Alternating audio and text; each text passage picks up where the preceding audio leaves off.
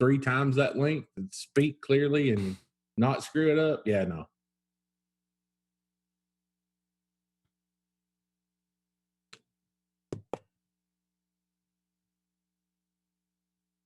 That's too risky.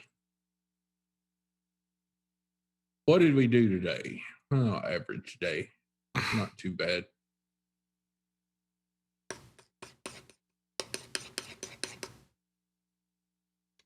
Well, my welder showed back up, so I can start working on the intake. Well, that's good. I spent more time in transit than repair. I know, right? Sat on for a week and a half. All repaired, ready to go. Paid, ship it back to me. Where the fuck is my welder? Let me go look. Oh, it's still sitting here.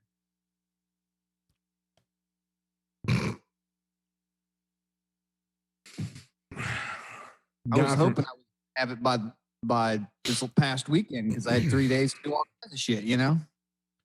Yeah, I have a customer that's very patient about things, and he doesn't like call me and remind me about much of nothing. Ordered him a set of custom pistons from Diamond on the 29th of January, and I got a phone call from Diamond today asking for more information about the build. I'm usually pretty patient about stuff for the most part, but when I called him the first time and said, "Will this be here before Memorial Day weekend?" The guy tells me, "Yeah, no problem. Here, just pay it on this day. It'll get there like the next week. It'll be, there Wednesday or Thursday or something." I was like, "Cool, no problem." Because I was out of town when it got done, and he told me just to wait to pay it for a couple days so that it would show up when I was home. Didn't show up.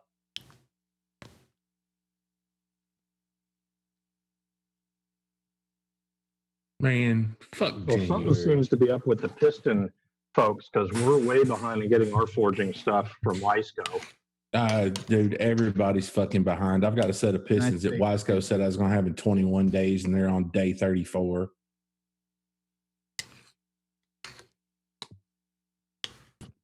Why the hell is there video? Because you're special. There's always video. You have to turn it off. It was probably set up the auto join. Yeah, shut that off. That's killing on my stream. Although you're pretty, but I'm shutting you down. You're sucking down all the bandwidth, right? I don't know. Damn it. You realize I'm doing all this over a Wi-Fi hotspot. God, what would happen if you actually had like some 100 meg Go into your fiber optic down the bottom corner where you got the start video button and there's a little up arrow thing next to it. If you click on it, you can click on video settings and then a window will pop up for all your settings and you can make sure it's clicked on turn off my video when joining meetings. Gotcha.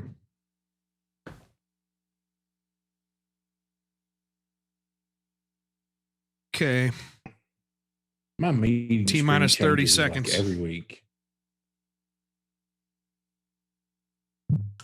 I'm trying out a USB computer monitor today. Nice. Okay, I'm going to meet you guys. Pretty awesome. So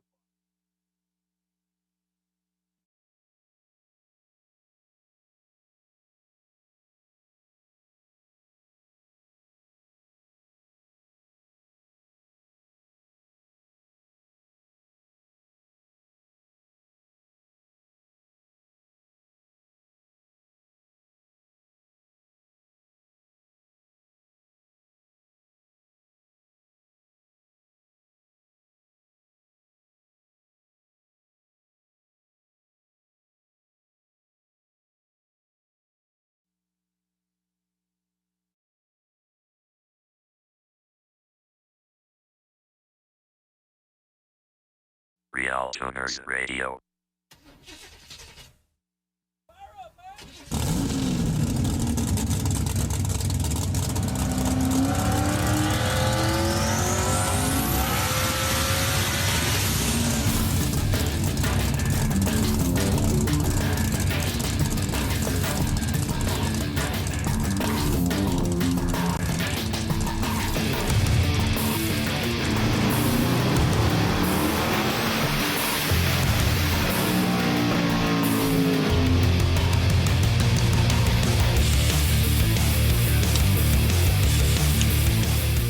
want to learn how to tune electronic fuel injection live in person with the guys from RealTuners? We have 2-day courses in dyno shops across the country. Register for these at realtuners.com. Click on RealTuners live classes. For more info or to make a reservation, go to realtuners.com or message us at RealTuners LLC on Facebook. Learn how to tune your own standalone EFI systems like Holley, Fuel Tech, Megasquirt, Fast, and others on the chassis dyno. Includes topics such as traction control, individual cylinder tuning on a budget, safe tuning for maximum power, and power adder tuning. Upcoming classes with available seats are as follows: Detroit, Michigan, EFI Essentials on June 31st and July 1st. Then we'll be at Nano Nitrous in Kansas City on July 21st and 22nd. Stay tuned for more dates as well as dates for our new GM Gen 3 and 4 factory ECU tuning classes. Sign up for updates at realtuners.com. These classes are designed to help you get your project running successfully in a course taught by people who actually do this stuff for a living. Good evening and welcome to RealTuners Radio episode number 50, the Big 5-0. Tonight's guests, us. We're going to talk a little bit about one of the more difficult subjects of EFI tuning, acceleration enrichments. Then, keeping you entertained is our panel of hosts, including but not limited to John Bewley from Little John's Motorsport Solutions, Tom Sewell from Fuel Injector Development, James Short from Shore Tuning, Mark Dahlquist from Throttles Performance, Bill Fowler from Bear Brakes, Scott Evans with Helix Tuning, Tom Vigu from Brian Tooley Racing, Cody Bruce and Mo Lonis from Nano Nitrous, Chad Reynolds from Bankshift.com, Jimmy Bowling from Busher Racing, Eric Yost of Customs by Biggin, Dan Parker, Movie Star, and Rye Klepp from Bull City Speed. My name is Scott Clark, and welcome to episode 50 of RealTuners Radio.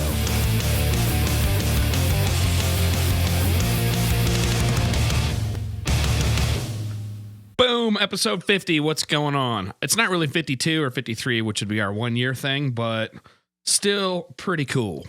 Anyway, The big 5-0, right? This will mean, what, about 100 hours of us babbling and content? Wow. Holy crap. So, Hey, when is our 1 year anniversary anyway? 3 weeks out. The weekend, yeah, the If weekend. you don't know will the be at day, Kansas. I'm not Yeah. going to stay married to you. Great. What? Somebody's having a domestic squabble in the background. You know, I get that crap every time. And I can never ask, you know, when is your birthday? When did you get married? Oh, you don't do that in a marriage? That doesn't work.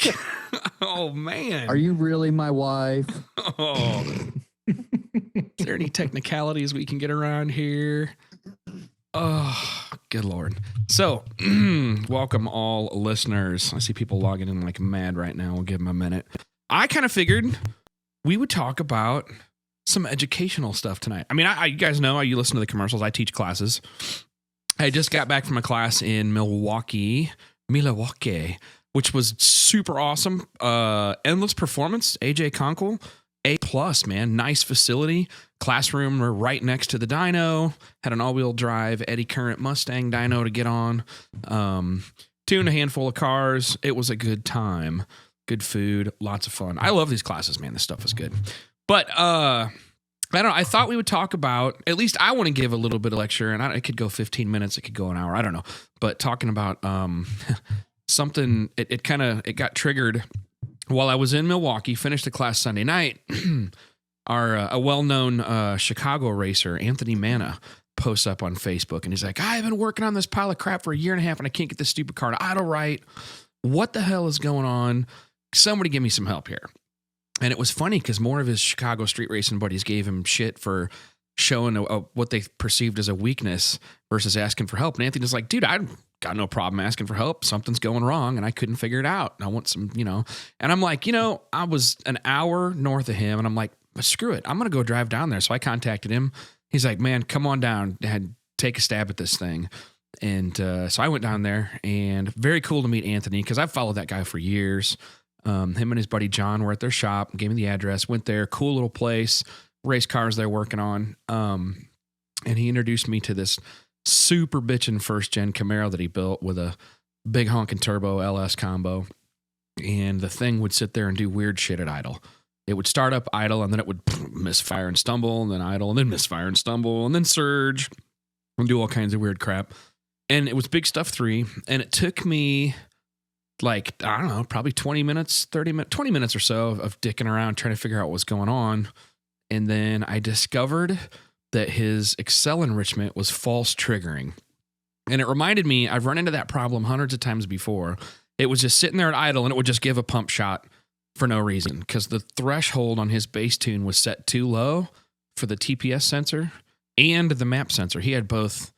He had the default config going, which so many ECUs have turned on by default, I guess, to show you their cool features. It had map sensor based Excel enrichment as well as TPS, and it was just sitting there triggering them at random at idle. I raised those thresholds a little bit and the thing just smoothed out, and he just looked at me like, you know, you're the man. And I'm like, you know, it was the deal where the TPS, the window, the RPM window was too low, or the threshold and for so, the delta, the change in TPS. You know, every TPS sensor sits there and puts out a little bit of noise, right? So his well, was. here's my question: was his TPS set properly to begin with? It looked like it was a little scratchy potentiometer to me. It looked like it was a won't matter TPS where that was a it's little set, noisy. it's the rate of change that makes the difference. It's looking for how fast it moves from position A to position B and how far it moves from position A to position B. So you just real slow move your foot. It's a low number rate of change per second. Yes. And the faster you move your foot, the higher that rate of change per second is. And it was sitting there with a little bit of rate of change per second just at idle. Right? And so, and it was twitching. Literally wiggling. You got it. Exactly. Literally wiggling the pot. Exactly. And it was twitching a little bit. But Big Stuff they don't really have an indicator. Like the Megasquirt guys figured this out. They have an indicator for when Excel enrichment is being tickled. So you can just sit there on the screen and watch it. The Big Stuff didn't have that, and it was kind of a slower frame rate. So I ran a log, and I actually ran a system, you know, an ECU onboard log and downloaded it because it's a higher frame rate. And then I could see the twitches. I'm like, all right, it was going from 2 milliseconds to like 2.8 every 1 second, something like that. I'm like, well, what's triggering that? So I went through and I just started zeroing stuff out, which is like lesson number 1. And sure enough, that thing just started idling smooth, and the look on his face was hilarious. Such a cool guy. Holy crap. I just wanted to go down and meet Anthony. You know what I mean? I've followed him for a long time. He seems like a really cool guy on Facebook, and he's an NMCA champ, a King of the Streets event, a heavy hitter. And it's funny that KOTS, King of the Streets, is actually held at a racetrack. So it's not like I'm endorsing street racing or anything like that. I'm not going to say that Anthony doesn't have a background in all sorts of venues of racing. Guy seems like he's been doing it a long time, but it was just really cool to hang out with him for a little bit. I kind of wish I could have hung out longer. I'm just going to say this. I told the guy, I don't want no money. It was 20 minutes of work and come hang out, and I had nothing going on. I was done Sunday evening at 5:30 or 6, and I was down at Anthony's by like 8.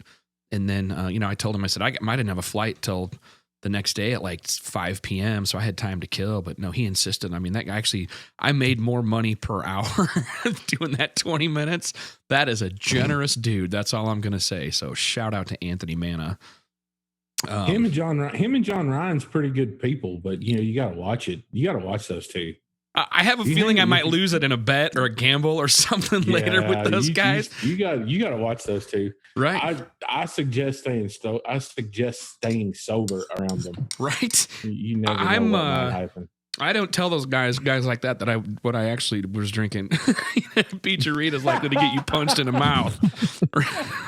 Right? You tell him I'm drinking a mango Rita, he's just going to say, get out. But no, the neat little shop, man. Cool place. Yeah. It was a good time hanging out with those guys, and just generous dude and nice guy. And his post that he made was pretty cool because he's like, man, first off, Scott helped me fix this stuff. Thanks, dude. Second of all, what's up with you people afraid to ask for help? I really liked his point because he's a tough Italian dude, and he had no problem saying, hey, man, I got stuck, put some stuff up on Facebook. So I think the first lesson to be learned there is, man, that's the kind of thing. Don't be afraid. Doesn't matter how long you've been doing this stuff. Don't be afraid to jump on it.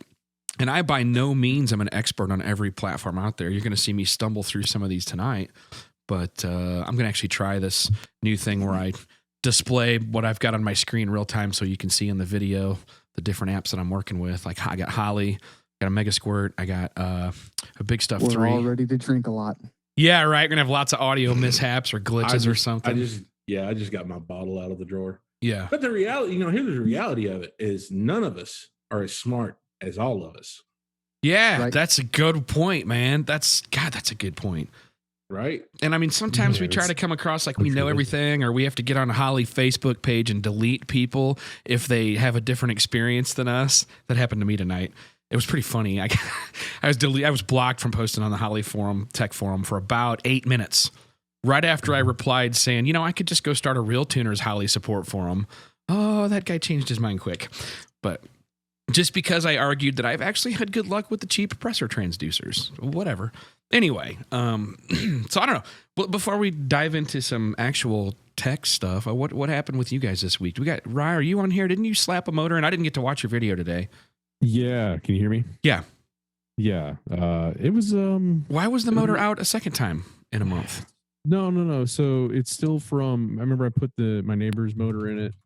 So I pulled that one out, and we got the other motor back from the machine shop, the good motor, my 6.0. And yeah, I almost died today live on Facebook. So, I'd say that would be awesome. It wouldn't be awesome, but I mean, in a wheelchair. So yeah, I was like, you know what? I'm gonna go live on the Facebook feed and just jam this motor in. I had it hanging on the hoist, right? And I've set the camera up, go live. I'm like, hey, and literally I go, what's up, guys? Welcome to Bull City Speed. I'm a big stupid idiot. Watch me dent my car up. Ha ha ha. And I know I shouldn't have done it, and I know I shouldn't do it. Should never do it. And I did it anyway, like a complete idiot, because I was being lazy and I tried to duck under the hoist. You put an LS in a Ford? Jeez. Oh No, when I ducked under the hoist, my ass hit the release, and the hoist said, "Hey, Rye, sit down with authority." So I mean, we're laughing because you didn't lose any appendages.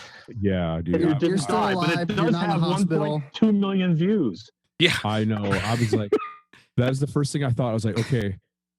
I just bounced, like the motor bounced off the front fender just a little bit, put a dent in my front fender, and crashed down. Not really hard. It hit the garage floor kind of hard, but not hard enough to crack the pan or anything like that. So the motor's fine. So I'm sitting there like kind of pinned, and I'm like, okay, what hurts and is anything broken? And then as like adrenaline kind of started wearing off, I realized that I'm okay. Like literally it pushed me right down on my shoulder, pressed me right straight down to the floor onto my ass, and made my feet go straight out from under me. Luckily they didn't go under the motor. It was definitely scary, but someone's watching over me and I made it through. I just had a big scratch on my back from it, and my back kind of hurts a little bit, but so shut the live video off for obvious reasons. Is it still there? Oh, you shut the video off? You wuss. No. You need to do the walk it off move on the video too. I straight felt like Tim Allen, Tool, Peter Griffin. Yeah. But, So, Rye, just so you know, brother, when people talk about dropping a motor in a car, it's a figure of speech, not a literal action. Oh, shit. That is funny. I'm going to drop an LS in this thing today. Thunk. I was so like, I don't know, man. That car usually the motor slides right in there, and this thing fought me all day today, but it's in there. And then I finished it up, and I was like, I'm going to be late for the podcast because I want to fire the car up, heat cycle it, change the filter on it because I'm going to the dyno tomorrow. I want to get dyno ready.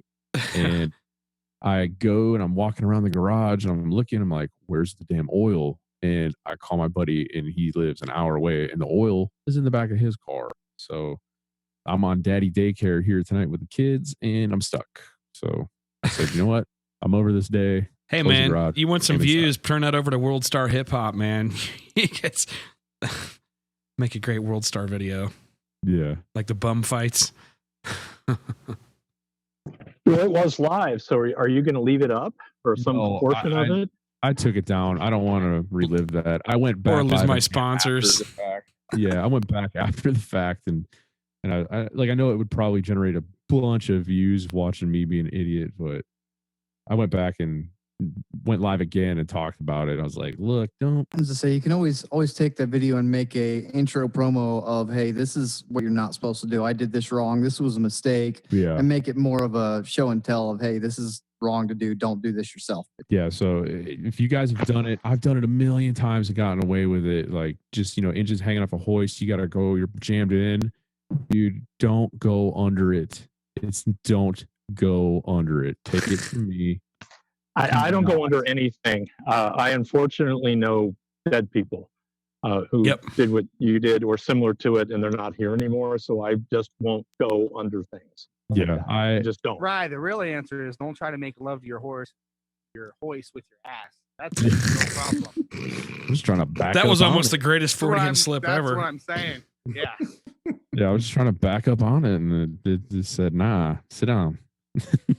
I need a drink after hearing you say those words. But, yeah, guys, be careful. Like it's not just dangerous going on the track. Like respect the equipment and respect the weight of these things. I took it for granted, and it got me.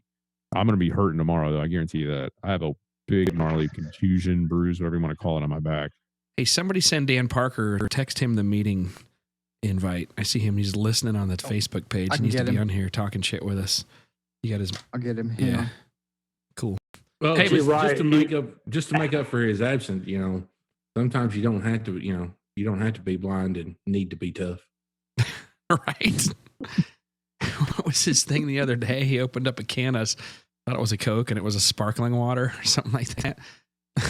Yeah, that's one of he the. went where his Cokes were, and it was Jennifer's sparkling water. He's got a new adventure every day. Every day's an Easter egg hunt. Gotta love that guy. Absolutely hilarious. Every time I wake up and I'm like, should I lay in bed for 5 more minutes? Or nope, Dan Parker's up doing something. So anyway, Ryan, I'm thinking about you. We had a fully dressed big block Ford and a C6 up on the Chinese tool company hoist going in the 64 Fairlane we're working on, and that was about 5 o'clock Memorial Day. And I was looking at that thing the whole time because every once in a while it makes a little noise, that, and I'm like, man, this scares the crap out of me. Yeah, that creaking noise. We're like, ooh. Smell everything first. David Adkins, good call, buddy. So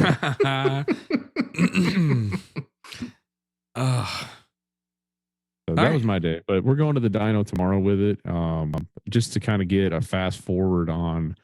I'm not doing anything that I couldn't do, and I haven't been doing with track testing, but the timing. Dyno's nice to figure out if something's gonna goof up on you, stupid, or pop an oil leak or something stupid. It's nice to catch it there. Yeah, that's really the only reason. Just because the rain here on the East Coast has been relentless. So between now and the next race that I have for that 252 list, I don't have a chance to get this thing tested. So just kind of hitting the fast forward button and dialing in the VE table. I think I'm going to kind of try and mess with them a little bit because I have a known safe tune. So I'm just going to roll right in there, fire it up, and make a wide open hit right off the bat. Just they're probably expecting me to do like drivability stuff, but this is similar to going under the lift in my view. But hey, go for it. I would do like a leak check after you put oil in it, seeing as how it fell down and went boom. Oh no! I'm going to do all that here before we go to the dyno. Yeah. Wait, I'm sorry. Did I just hear Bill giving somebody a lecture on order of operations? Yeah. Don't get me started on Mr. Bent intake valve because we're doing TDC. No, I don't even get there. Sorry, that was. I shouldn't even make fun of that. Yeah. Let's make fun of that one because I am old enough to have made all the mistakes twice. So Lord, that sucked so bad. It was an accident. I had help with that one. Yeah, I know. And what sucks is you just got like 2 drag week multi-time class winners screwed that up, making a TDC mark. Oh, that's all right. Yes, we had complete push screw on that one. Oh yeah. God.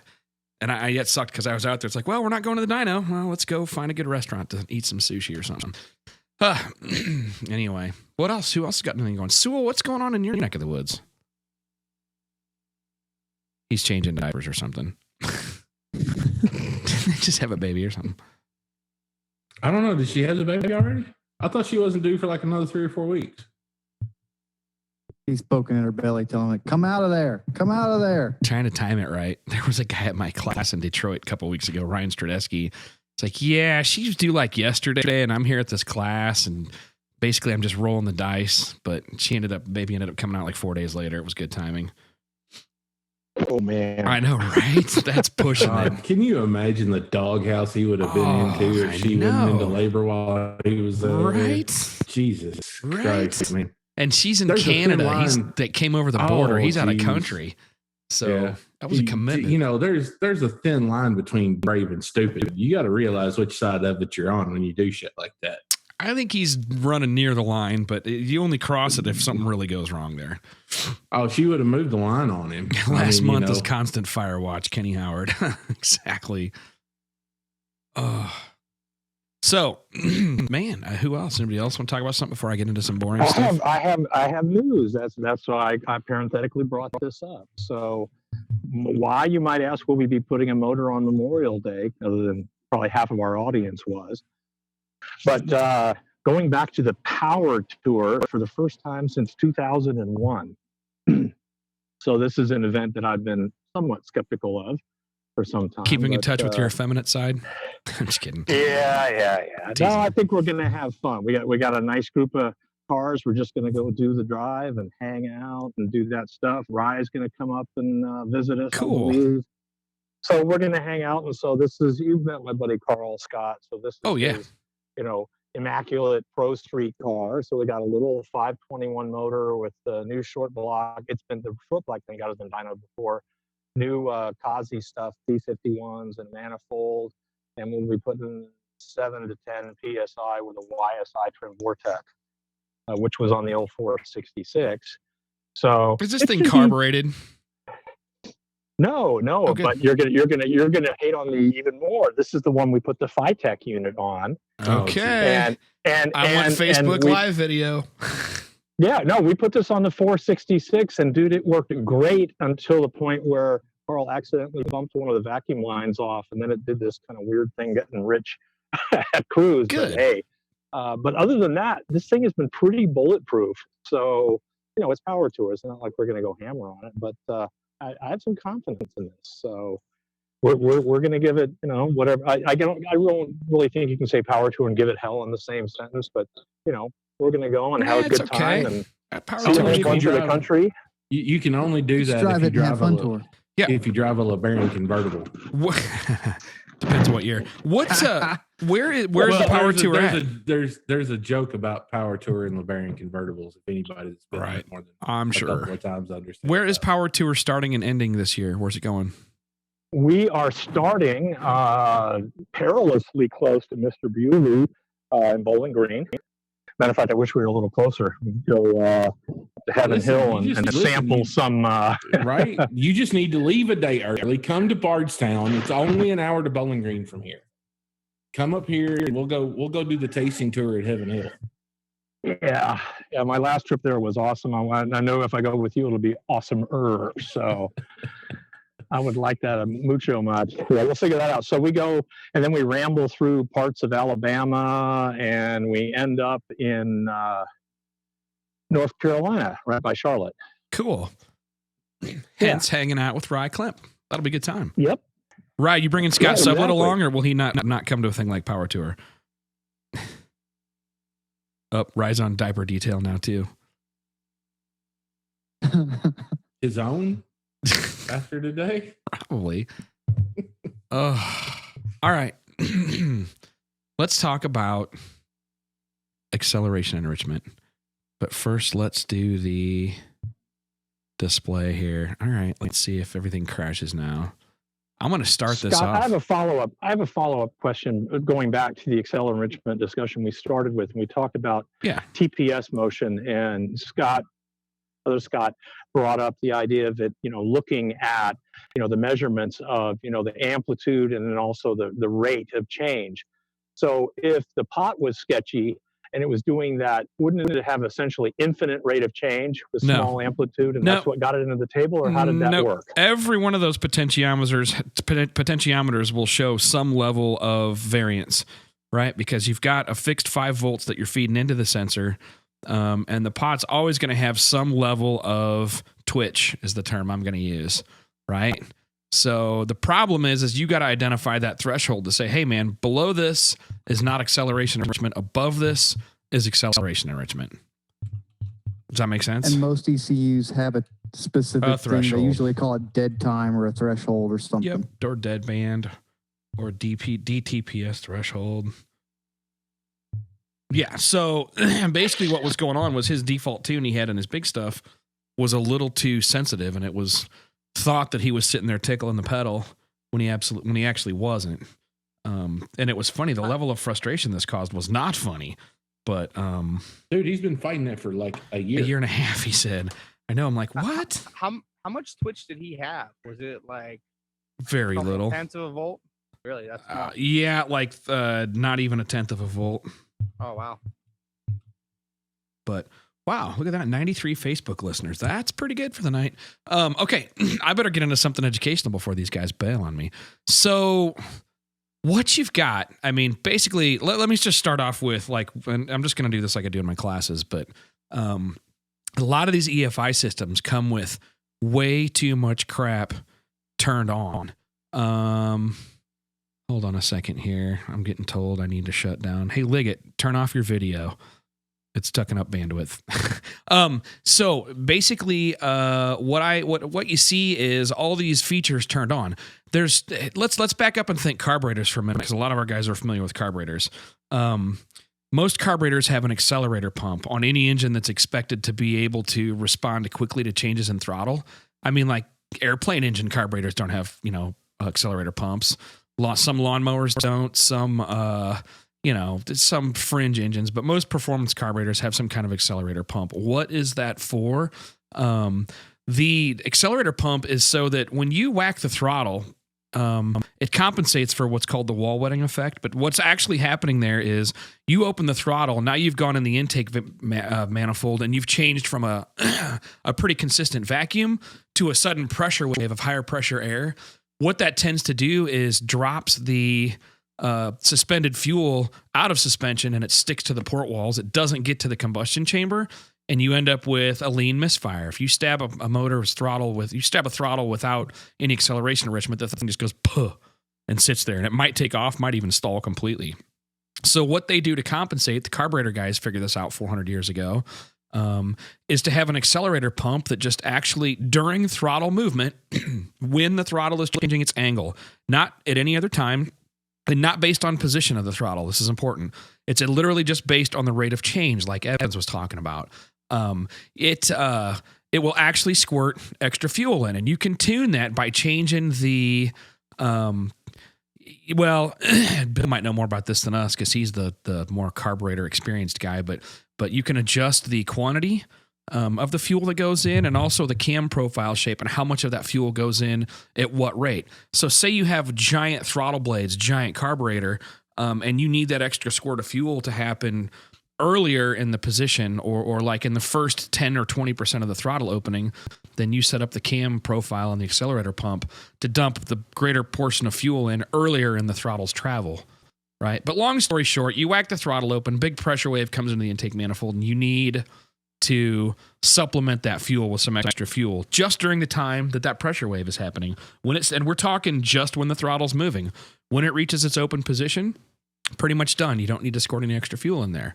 And that being said, yeah, Daniel Brummett, will it more or less pop back through the intake? A lot of times it will. That's why, like on blower motors, which he's familiar with, you got to be real careful. You want to make sure that thing's plenty rich when you tip in the throttle. You don't want to lean backfire through the intake.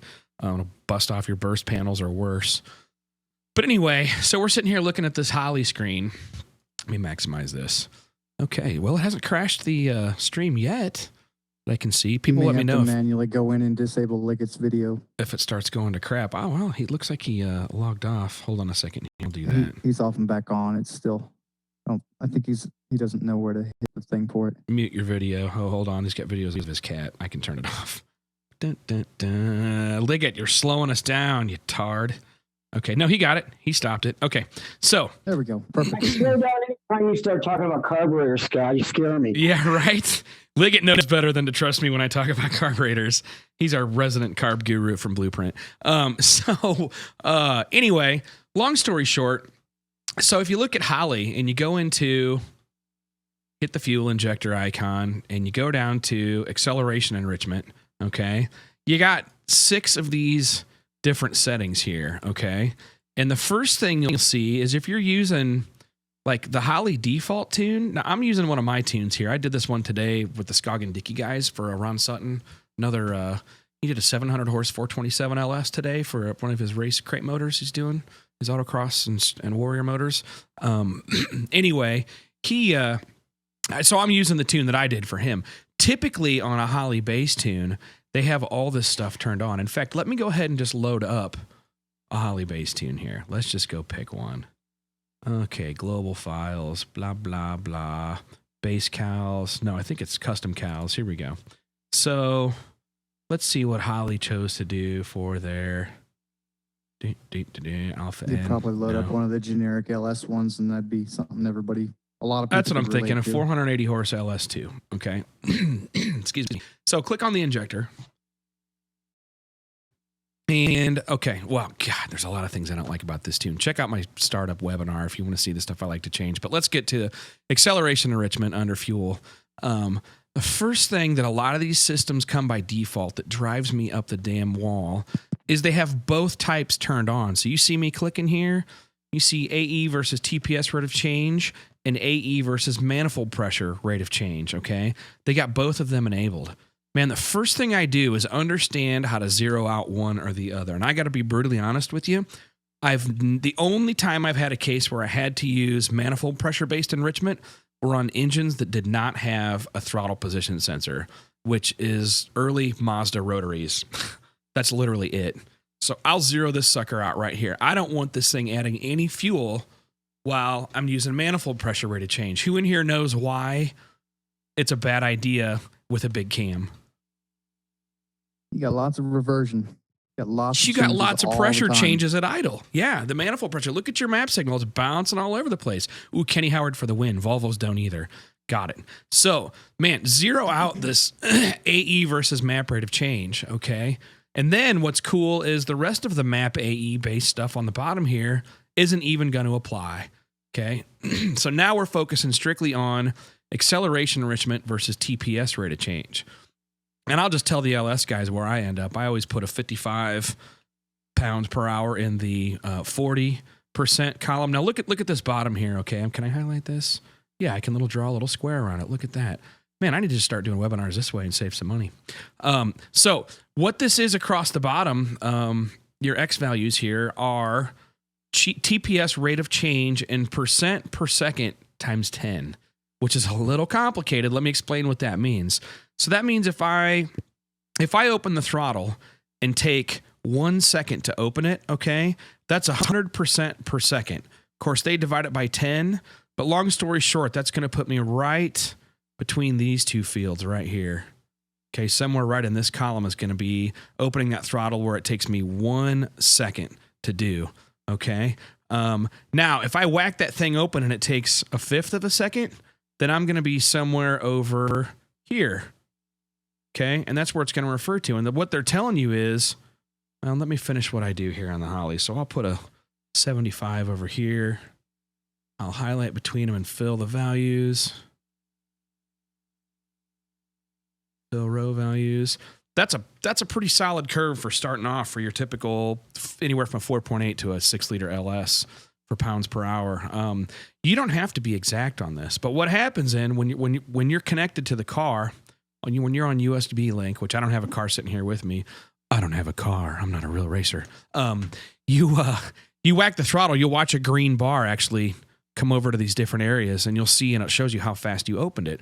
Long story short, you're trying to adjust these so that all the different rates or speed that you open the throttle with gets you a good quick RPM rise. You can run a data log and look at the RPM, okay? And then you can see how quickly the RPM rose. Now, I don't always look at the wideband on this, right? Oftentimes I'll just sit there in neutral and listen to how it feels. And just like with the carburetor, I'll look at the exhaust. You know you've got too much if it's got a big puff of black smoke, right? And you probably got it just right if you get a little tiny haze of smoke is typically what I'm looking for. But you whack the throttle and you get that. Then this is what I like about Holley. They keep this just simple enough to be good. Like I can make crisp throttle response at any temperature with any car. with just these 3 fields up here. The next one is TPS versus coolant temp. Okay. So you want to tune this thing. You want to tune that first table when the car's warm, when it's at about 160 degrees. Then on this table you have across the bottom, you have coolant temperature. Okay. When that engine's cold, it's going to have a more pronounced wall wetting effect. More of that fuel is going to stick to the cold walls of the port and the intake and the floor of the intake. So what you do here is you say, hey man, if it's minus 20 degrees out, then literally we're going to damn near triple the squirt that goes in the motor when I whack the throttle to get that thing. And what you do is once you've tuned the acceleration enrichment for warm conditions, when the engine's 160 degrees or more, then you go ahead and you tweak on these when the engine's colder without adjusting the primary AE versus TPS rate of change right here. Okay. Something to add to that is that you need to make sure you have a good base tune in the car to begin with. You can't have a crappy main VE table going on when you try to tune these parameters. No you dice. Have to get it close. You got which it. Which means you can kind of rough in a number that'll work in this table just to make it drivable, and then get a decent tune over the whole VE through very gradual throttle changes. Check and it then out. You can go in and work on this stuff. So I've got a screen up right here of an extremely well-tuned VE table. I did this with Stuart Sheffy at Scoggin Dickey this morning on their engine dyno. And what we did was we held that thing at as many of these cells as we can. And this is the graph that we end up with. And actually it sort of is. This is before I fixed a couple little holes here, but this is what we ended up with right here. It looks like this. That's a pretty well-tuned VE table. Notice I don't use the giant VE table. Okay. And there's some spots here that could use a little touch up, but no big deal. But take a close look at this right here. Notice that it's relatively smooth everywhere. That it's really important to have the VE table tuned everywhere the dot's going to travel. Okay. The base fuel table, tune that. You know, like Scott says, it's not going to be any good trying to do your acceleration enrichment if you don't have this thing dialed in here. 130 Facebook listeners. Welcome to all you guys, by the way. That's good to have all you guys. That's because the acceleration enrichment is an adder on top of the fuel that's already being adding. So if the VE is off, it's like adding, like you have 5 for your VE. I'm just throwing a number out there to make it easier. Say you have 80 for your VE, then you have your additional enrichment. It's 80 plus 5.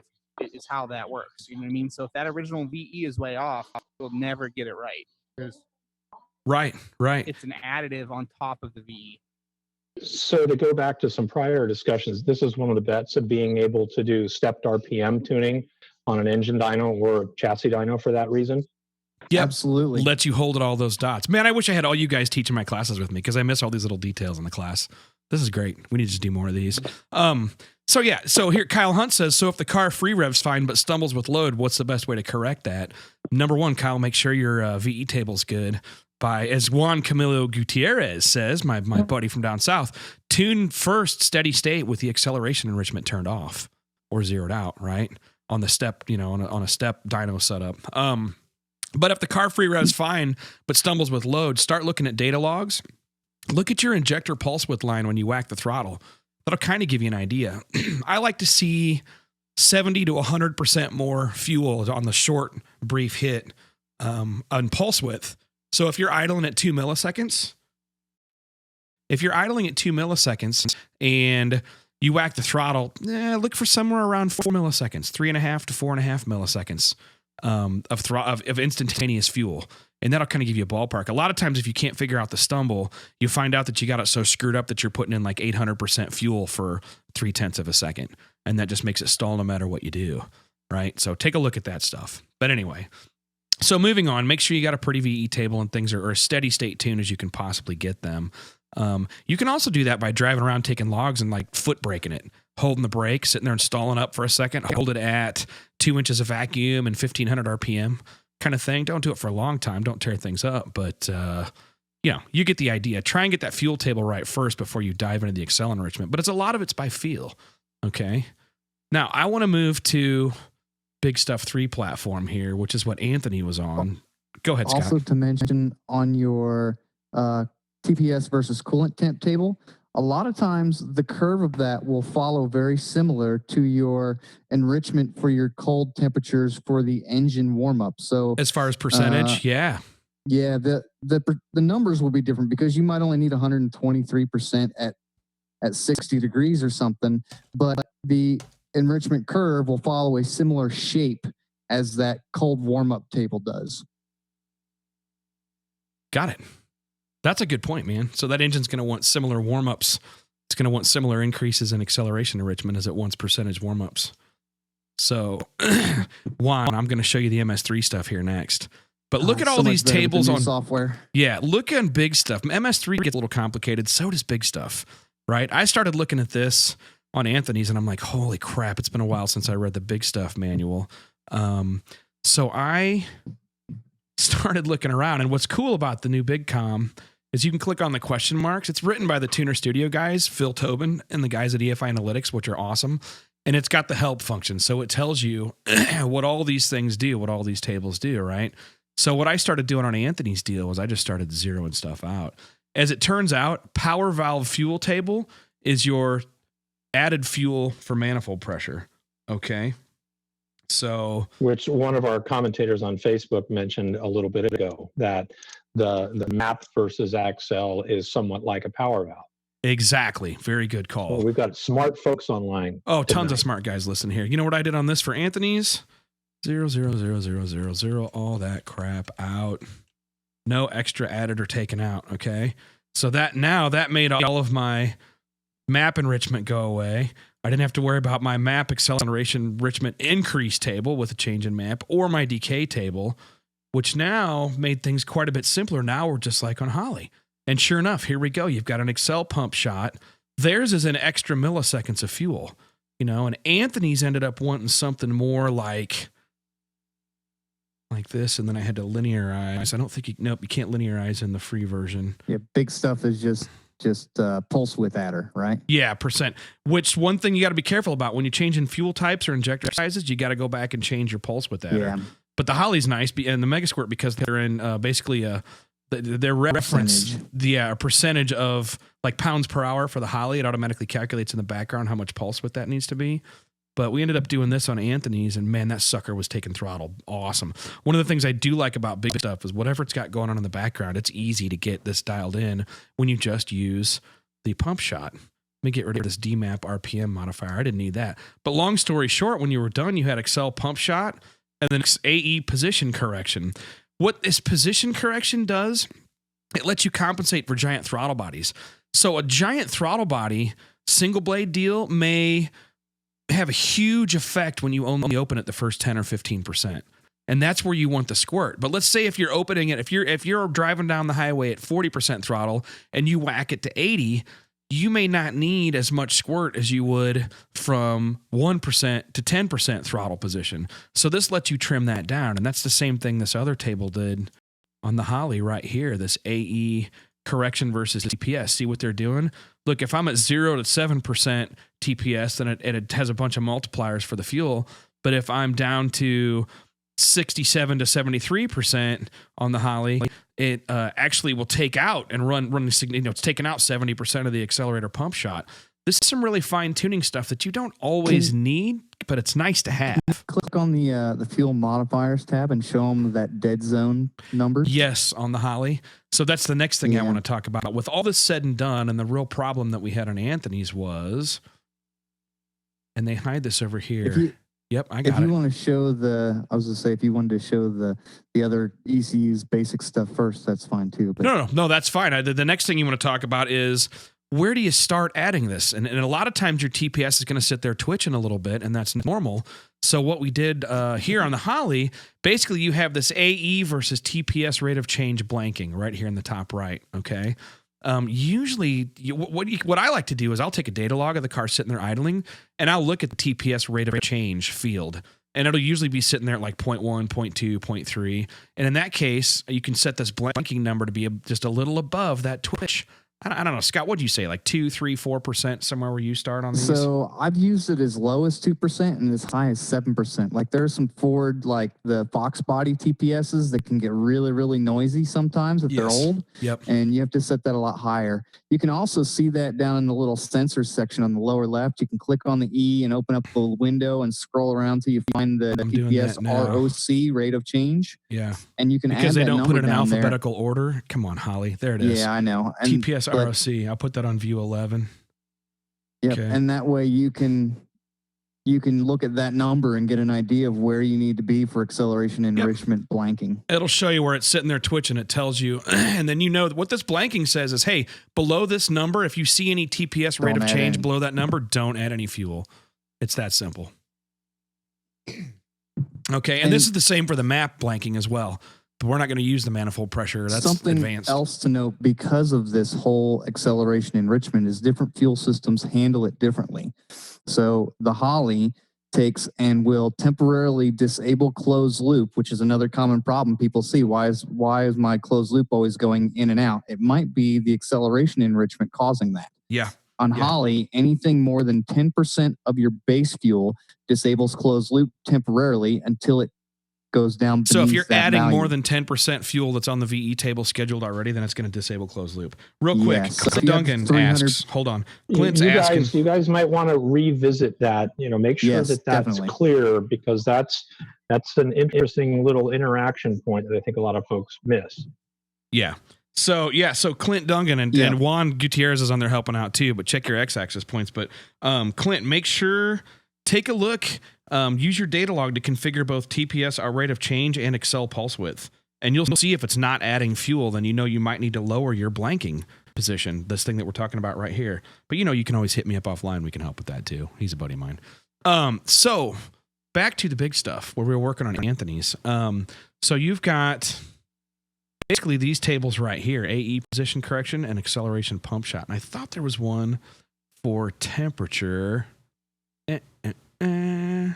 There's not. I think there is. I just don't know where it is. Where the hell is that? I think they call it something different. It may actually be part of the warm-up fuel. Yeah. No, anyway, it's in there. I think it handles it in the background, basically on your warm-up enrichment. I think. We need to ask John Meany about that. We'll get him on here sometime. Cool, dude. So anyway, long story short, same tables right here. Accelerator pump shot based on how fast you're opening the throttle, and a position correction based on where you started opening it from. Pretty damn simple. Now, let's take a look at Fast XFI. Got some fast Scott, guys. did you say that the Tuner Studio guys redid this interface for big stuff? Because for people that know Tuner Studio, a lot of this looks real familiar. Yep. It's real close. Yeah, it's real close to the Megasquirt stuff now, and they did a nice job on it, so pretty cool. Yeah, they tried to leave it in laid out like big stuff land, but they redid things for the looks and how it operates a little bit to make it change some colors. A little more modern. Yeah. So the Fast is another simplified one that I've had good luck with, but you see right away, acceleration enrichment fuel versus map rate. So first thing I do, zero that shiz right out. So we don't have any manifold pressure change. A big cam bouncing around manifold pressure at idle, not good. But, and they also, here's Fast actually has a separate fuel versus coolant temperature. So it's a multiplier again, so that you can take whatever Excel enrichments work warm and raise them up for when the engine's cold. So not too hard to do. I should have people that are trying to get launch consistency, being able to manage coolant temperature well is helpful.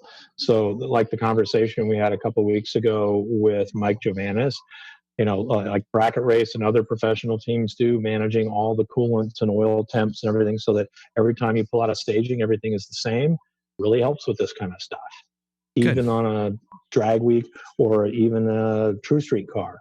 If you got the cooling and all those systems working, you don't have to mess with this stuff and worry about the interaction so much. Sorry, I'm answering a question online. Cypher asked, do aftermarket ECUs have a TPS hysteresis setting? Yes, that's what this is. That's literally the rate of change blanking, or where do you stop and start. Now, if I understand right, Fast has this right here under fuel tables, and we need Brian Macy on here. He's the Fast guru, but it's map 8. Wait, one of these has somewhere in there is a setting for that. Unprepared teacher, drink. Yeah, everybody take a drink. Unprepared teacher. I'm. You know what? Hey, I'm gonna be like Anthony. I'm gonna be like, I don't understand all of this stuff, but that's when I get on the phone and start asking for help. Yeah. But anyway, so long story short, I mean, you can zero it out right here.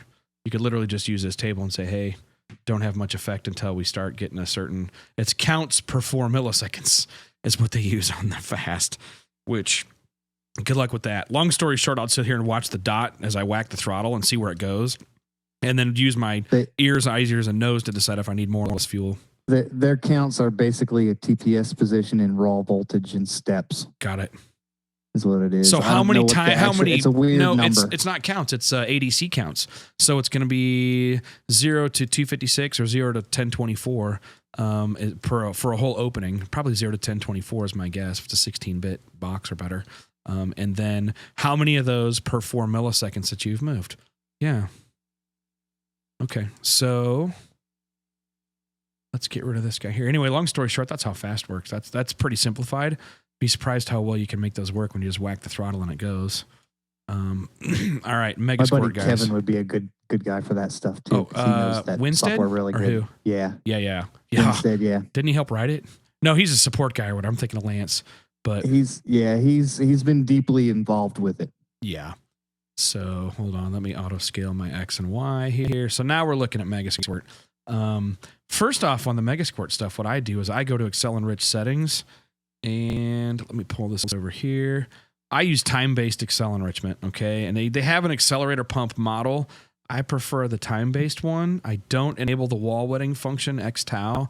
If you're into like high-end stuff like Tom Sewell and his Pro EFI stuff, you can get into the wall wetting and you can make that work really well. That's a whole different master class. It's beyond me. And TPS dot uses % wide open throttle. Juan Gutierrez is asking about what's that wide open throttle table. We can turn that on. I can show you what that does. That's literally the same thing as the the position table, the AE correction versus throttle position on the other two systems, right? So anyway, so what you got then is you now have time-based Excel and TPS wide open throttle curve. And it keeps opening on the other display. Here we go. So what you do, this TPS for wide open throttle is literally just a multiplier. And you can also read the help. Sets the TPS percentage that is considered wide open throttle based on RPM, i.e. at low RPMs, partial throttle will flow the same air as full throttle. Oh, I see. So what it's doing here, I had it a little bit wrong. What that does is you say, listen, for a given RPM, what's my maximum throttle position? And that way it will stop adding fuel. It's kind of the same thing as I was talking about. It'll stop adding fuel beyond that TPS position. It's a way to kind of vary how much fuel is going in during Excel enrichment when you are starting from a different throttle position. Let's say I'm in a dune buggy climbing halfway up the hill. I'm at 50 or 60% throttle and I whack it to 100. You already have enough airflow that you really won't need much Excel enrichment. But if I'm sitting at idle in that dune buggy and I want to whack the throttle off a launch, then it's going to be an issue. Ricky Best. No, I'm not already done. Tune in, fool. I love Ricky from Holley. Okay, so let's see here. Now, back to the features or all the basic details here. So the first thing you want to look at on the Megasquirt is this Excel TPS dot threshold. TPS dot is their way of saying throttle position sensor rate of change. Okay. And what I've got this one set to, this is Jay Kaczynski's car, the Fire Chicken. This thing has some good snappy throttle response. Once again, this is exactly like TPS rate of change blanking on the Holley. What's the minimum amount of change that has to happen before I'll even add any extra fuel? And that's 10% opening per second. Real simple, just like the Holley. Okay. Now, the next one down, decel fuel amount, leave that at 100 for now. I don't want to, when I'm closing the throttle, I don't want to pull any fuel out to get started. It can kind of confuse you. Now, here's where they handle their cold temperature, these next two fields. So this cold Excel adder is a % of the required fuel variable, which if you're Megasquirt, you're familiar with that. It's got to do with your injector size and pressure and stoic values. But basically it says add 20% more required fuel at the full cold temperature, which is minus 40 degrees, and it'll linearize between that and your warm temp. And then also it has an actual % multiplier, which that should be 130. I'm sure I've been messing around with this tune a lot too much, but I usually do about 130% there and about a 20% required fuel adder. They're both kind of the same thing. No big deal. But anyway, what's going on there? Okay. So, yeah. Long story short, then here you go. Then the next option down, sorry. Full acceleration below 4,000 RPM. So it's also an RPM scaler. If the engine's running 4,000 RPM and you whack the throttle, it doesn't really need, because it's already got a bunch of airflow happening. So it doesn't actually need to, add a bunch of extra fuel. So you can have it zero out. So it's ramping down from 4,000 RPM to 6,500 RPM. It's actually ramping down the acceleration enrichment. I mean, these are details that you can use to really, really fine tune your accel enrichment. Eric Anderson is on here asking a question about. Yeah. I was just going to answer him in the chat.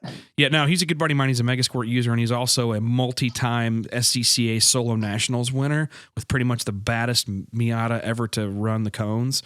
So what he does is, anyway, he dominates. But he's also one of our Pro Stock crew member buddies. He helps us out when we're in a pinch on the Pro Stock car. But anyway, yeah, doesn't matter. You know, it's funny, Eric, take a look at your data logs from a run. And if you have a whole bunch of, you're in and out of the throttle a lot, take a look at your RPM line and see if it stumbles any when you're whacking the throttle, seeing if it's nonlinear. It may actually help. You know, it's based on, you're going to have to look on the data logs, though. If your foot is just flat to the floor, it doesn't make a bit of difference. It's but not. They're if driving. You're moving the pedal, it makes a difference. Yeah. So yeah, that's what I was trying to get to in my response to him about that, you know, because when you're dealing with corners and, you know, and it's even crazier with autocross, but if you're dealing with corners and that maintenance throttle thing, that's where I think wall wetting, I haven't done a lot of that with mine, but I think that's where the wall wetting and some of the other stuff is going to make a big deal, because those other quick accelerations are going to tend to make the motor fat.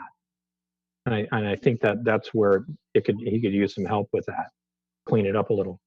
So Danny Bappert's asking, if you have a tune that is good but switch fuels, do these settings transfer over with an MS3 Pro?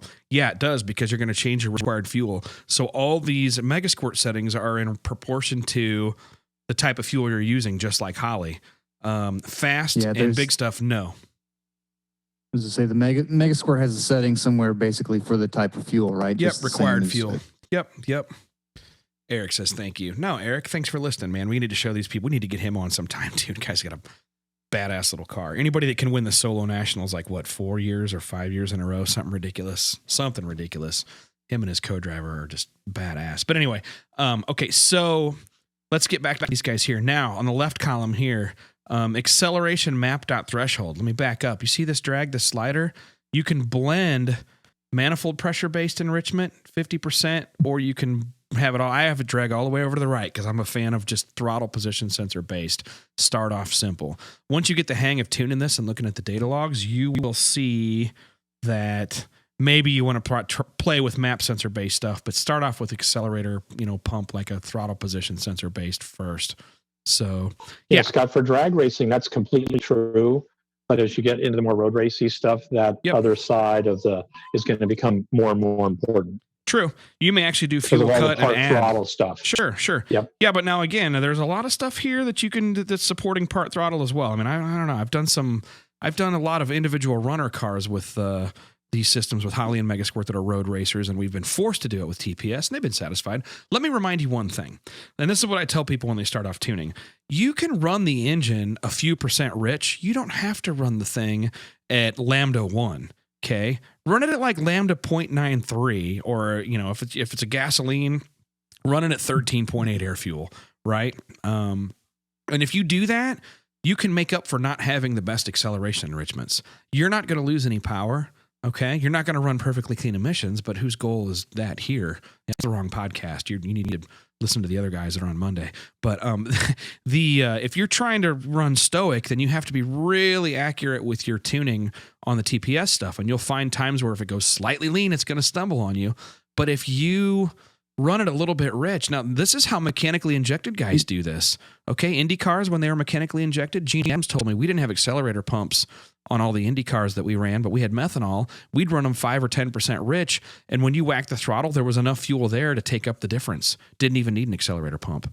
That's what the mechanical injected guys do, just as an example. So my advice is start off a little bit rich and then lean things down slowly if you're going for the fuel competition for fuel economy or for emissions. But anyway. And you'll find out a lot of times if you have a cam in the thing other than stock, you're probably going to need it to be slightly rich anyways. Yeah. Yeah. So, Dale Hitchy, we love you, brother. So I know, right? I love these comments. They're funny to read. So let me get back on this one here. On the left side, Excel map.threshold, don't need it because we disabled it. Okay. End of pulse width, percent required fuel, 0. You don't want to mess with that. Every one of these, you can get a little help, but after main, if you click on the help button, it says after the main enrichment event, taper down to this amount of enrichment, 0 is suggested. Okay. You can have this work by time or ignition events. I choose time. And then the Excel timer. This is real simple. How long after the throttle movement stops do you want to keep adding a little bit of fuel to taper it off? Okay. 0.12 seconds. I'm usually 0.1 to 0.2. And really remember, that'll double your fuel quantity going into the motor. Start off at 0.10 on a Megasquirt. And then finally, Excel taper time. Once the Excel time is done, how much time do you want to spend slowly tapering off the pulse width? A lot of times I'll just zero it out and it'll be quick. Okay. So, hey, McConnell's on here. Hey, McConnell knows the Excel enrichment stuff. We had to work hard on his car to get this right. Yeah. But anyway, so yeah, this is just kind of the basic stuff here. I don't know, at this point, Evans, you guys want to add some other stuff, feel free, man. But that pretty much ends my hour-long presentation, or 45 minutes. That's how I approach this stuff. You know, you can look at data logs. I don't really have any good data log examples here of whacking the throttle. Maybe I do. Hang on a second here. We were doing this on the dyno today, me and Stuart. Let me go up to, on the Holley, global files. I think it was all under Ron Sutton. On the 427. No, I don't think I copied the data logs. I didn't. Some ECUs will even give you a 3-dimensional table when you get to the upper end for that kind of stuff. It's like it's kind of, when you're looking at, like, even kind of Megasquirt gives you 3D basically with the multiple things, but you can get even deeper with other things that you can add into it. And some of the upper end ECUs that we don't normally talk about, you know, because some of them will actually allow you to choose other features to multiply that by. Specific case use, but you can really get crazy with some of that stuff sometimes. And I really like that the Holley and the Megasquirt and Big Stuff and Fast keep it very, very simple, because most people are not going to know what to do with some of those upper end features. Got it right here. All right, take a look at this. I got one. So this is where, do I have TPS on here? I do. So I'm going to put these on separate panels. Okay. I don't know if you guys knew this on Holley, but you can click on like TPS rate of change. You can click on the field name. I'm going to put that in panel 5. Then I'm going to take TPS itself, the actual position, put that on panel 4. Okay. Let's go ahead and expose the rate of change scale. Let's make that 0% to 400% per second. That way it shows up better. Okay. Now, and then let's change the TPS scale. 0 to like 200. That way you can, or 150. That way you can see the top. Okay, boom. Watch these bottom 2 column, or these bottom 2 panels right here. This is a dyno pull we made on one of our cars at the RealTuners class. It's a little hard to see. I'm looking at it on the Facebook page. A little bit. It's just a little hard to see because the colors are kind of. Do you want me to do this? Stick out well. Change it to viewing style monochrome. This will help. Boom. Okay. Now they're about 20 seconds behind. So, yeah, Jeff McConnell, having your fuel map right. Yeah, Jeff, you're late to the party. Bill gave us the lecture on it too. It's funny. Bill and Jeff have been through the same stuff with me, where we'll spend an hour trying to tune Excel enrichments, but it's really the fuel table that isn't right. But okay. So, long story short, look at this bottom panel here. You see that little spike? That's the TPS rate of change. That's where the extra fuel is going to kick in when he whacks the throttle. Okay, so let's see. I have injector pulse width here. Where? On its own panel. You can barely see. Let's change this scale and make it a little easier to catch. Hold on. Injector pulse width. Maximum 10. Could you even zoom in a little further too? Yeah, I'm going to zoom in here. This is where we whack the throttle, and I'm still going to change this injector pulse width from 0 to 5. There we go. Now take a look at this. When he hit the throttle right here, he went to open the TPS, okay? Rate of change immediately spikes up to 270% per second. So that means, let's see, 1/4 of a second. He's opening that thing, whacks the throttle. He's getting serious about it on the dyno there. Take a look what injector pulse width did. It went from 3.26 milliseconds to 4.63. Then it came back down to 4.0. That was during that rate of change event is where it bumped up the injector pulse width, which is what you see. Now, I'm going to bet that the AFR, yeah, look what happened right after that.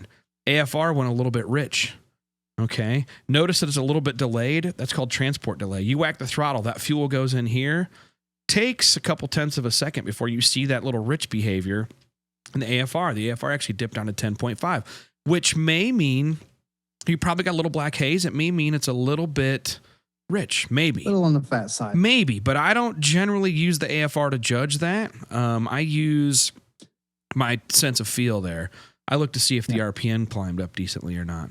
But and it may want that little bit of rich spike to help it get going with that throttle whack. Yeah. Scott, you raised something interesting there because it seems like a lot of cars end up with the haze on the hit. EFI cars. When they're right. Or totally normal. Even the or if it bigger, feels right. And Yeah. acceptable. Yeah. the big fat puff. Yeah. Mm-hmm. It's when you got monster black smoke when you hit it that you know you got too much. Or when it really falls on its face. Right. Yeah. That ends my lecture. If you got questions, ask them. But we can get back to fun stuff if you guys want to. Anybody else got questions?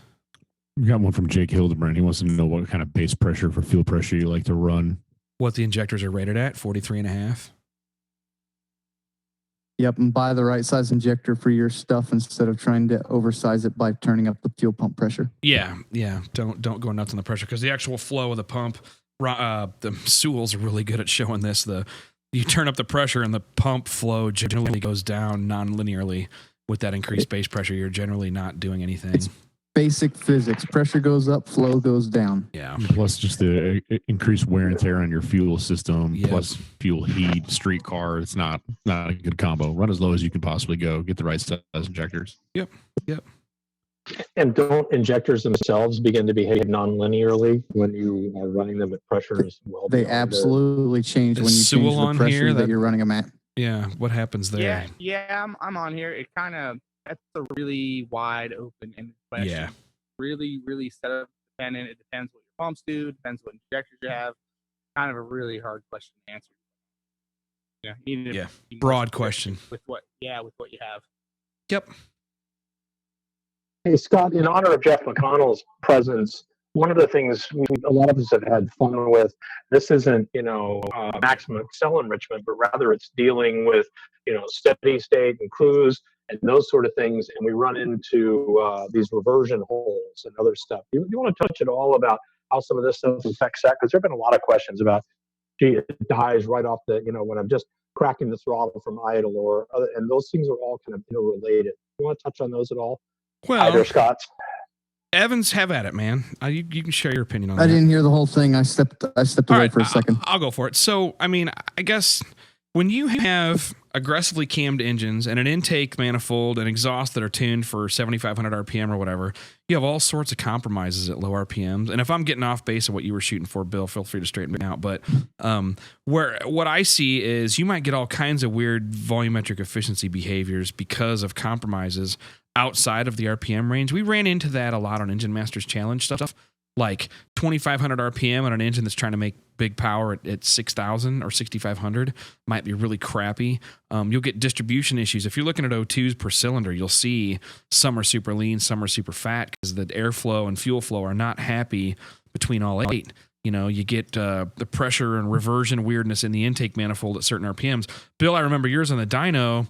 Below like 5,000 RPM, you had a huge differences between cylinders AFR, but above like 4,800 or 5,000 RPM, everything sorted out and they all got together, and lo and behold, the power picked up, right?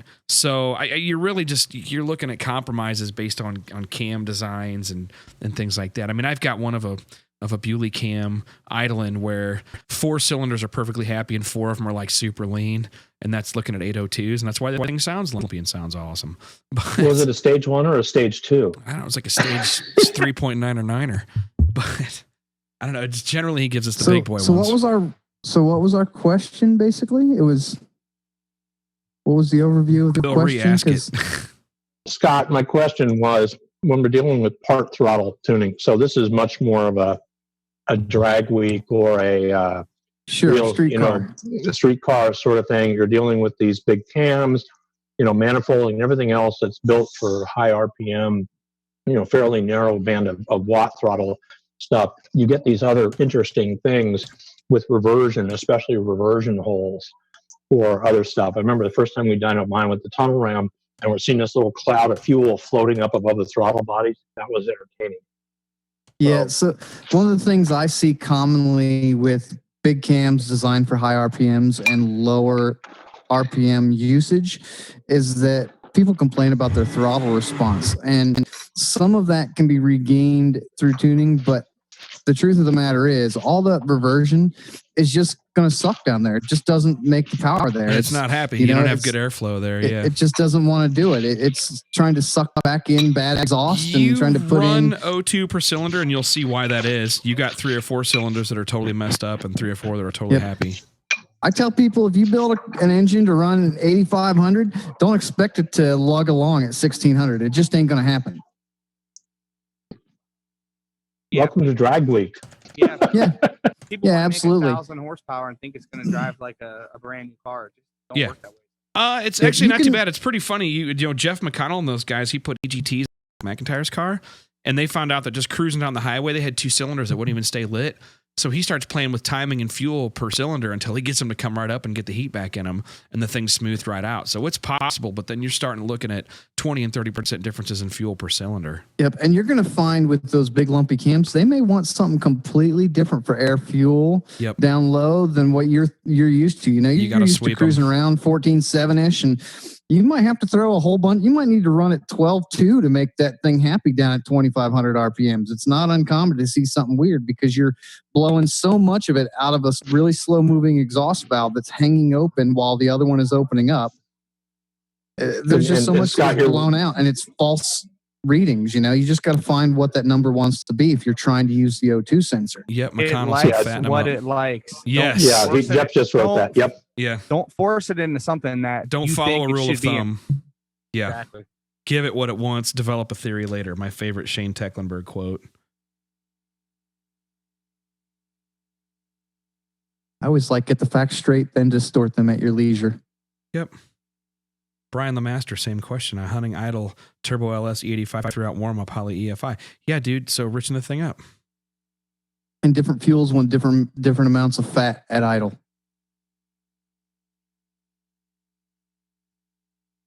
Ricky Bass is like, I had logged in and it says it's over. Sorry, dude. This podcast is live now. Get on YouTube. Or check my Look at the wrong thing if it says it's over. Yeah. Hey, Scott. Yes. This is Dan. You know, one thing that I hear a hey, lot. Mate. Yeah, thanks, guys. One thing I hear a lot at the track that I think be very knowledgeable for a lot of the listeners is sometimes like when you hear a turbo car getting ready to do a burnout and it has 2 or 3 hiccups before it actually starts to spool up, whether staging or doing the burnout.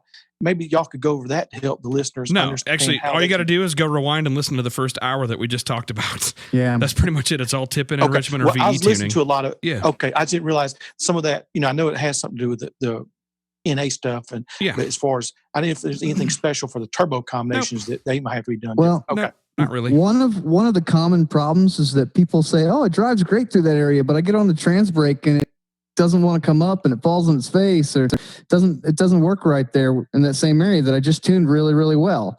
And that's because it probably wants different fueling and you're not giving it a way to give it different fueling.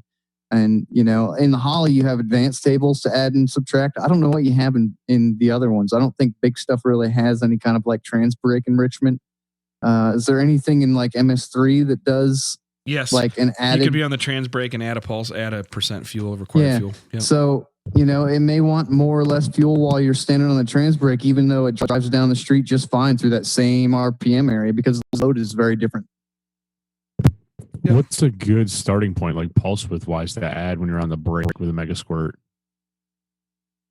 Nothing. I make sure the VE table's tuned right. I've yet to run into a car where I needed to add fuel on the brake. As long as the VE table It's was not a tuned lot right. of them. It's specific. It's usually big cams with excessively large turbos. What about excessively large turbos and really shitty converters? Well, that's a converter problem, and you need to get rid of that thing. I mean, you got to tune for peak torque to start with. Bewley and I go through this with somebody every couple of days. We work with somebody that he says, "Hey, go talk to Clark or whatever." You basically you got to tune the thing for peak torque first to get up on the brake. Don't start off with boost builder. Don't start off with adding a bunch of fuel or taking a bunch of fuel out. Get that fuel table right before you're on the limiter. Try to tune for peak torque. Don't go super rich as soon as you hit 1 pound of boost. Keep that 12.5 to 1 air fuel ratio on gasoline, or even leaner on C16. I'll be like mid 13s. Yeah. A lot I'm of usually times, around a lean 13 mixture too until brings- like 6 or 7 pounds. Yeah. Go ahead. A lot Sewell. of times, I was gonna say, a lot of time a lean mixture pulls the turbo up quicker. The Audi stuff used to do that back in the day. They called it a quick spool, and all they did was ran it leaner, bring it up quicker. Right. Because of the heat. Turbine wheels work off of heat and pressure differential. So here's a good simple lesson for people, which relates to EGTs. When you're looking at your EGTs, the hottest point you're going to see is always the stoic fuel ratio. It's the ideal burn. It's always, in general, always going to be the hottest temperature you're going to see. With that said, the richer you go, the cooler it goes. If you go above and beyond that 14.7, if you go above and beyond that 14.7 up to 15, 16, it starts getting cool again because it doesn't have enough fuel to create the fire, to create the heat. So leaning it out slightly gives it more heat, which gives it that drive on the turbo. That's the idea behind that. Yeah, make sure you're not running closed loop correction on the brake too. Right, when you're on the trans brake, Jeff's saying this. Don't let closed loop correction, because you can get into that situation on a Megasquirt real easy. Right. Yeah, on the Holley, when you hit your trans brake button and it's set to go up to the 2-step, it doesn't disable closed loop. It doesn't disable closed loop until you actually reach the 2-step. So I use an advanced table to temporarily disable closed loop by telling it all the modifiers to change to 0 while I'm pressing my trans brake button, so that it doesn't do closed loop at all while I'm on the trans brake.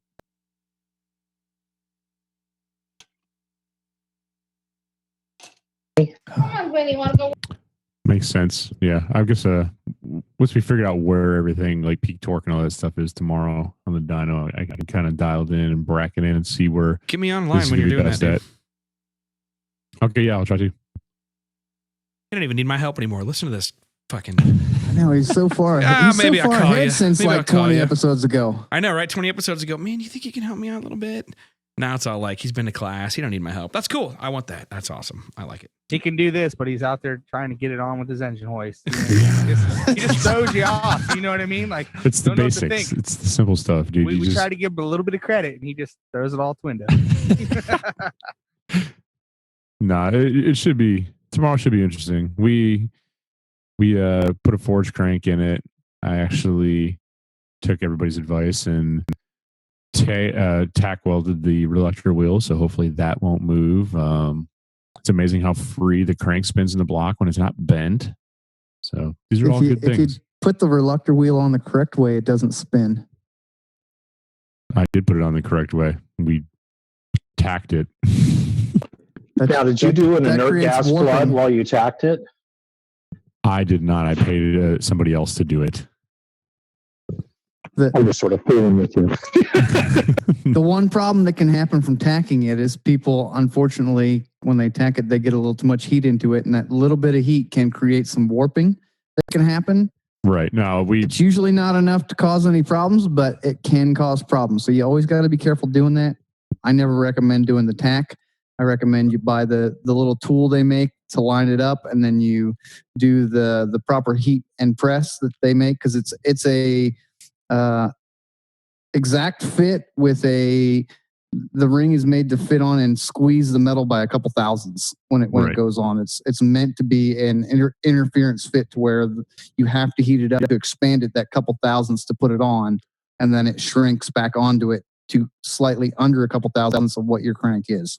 Well, this one, so it's funny you mentioned the warping thing. This thing, it's I'm not going to throw the name out there of whose it is. It's probably UPS did it when they delivered the thing somehow.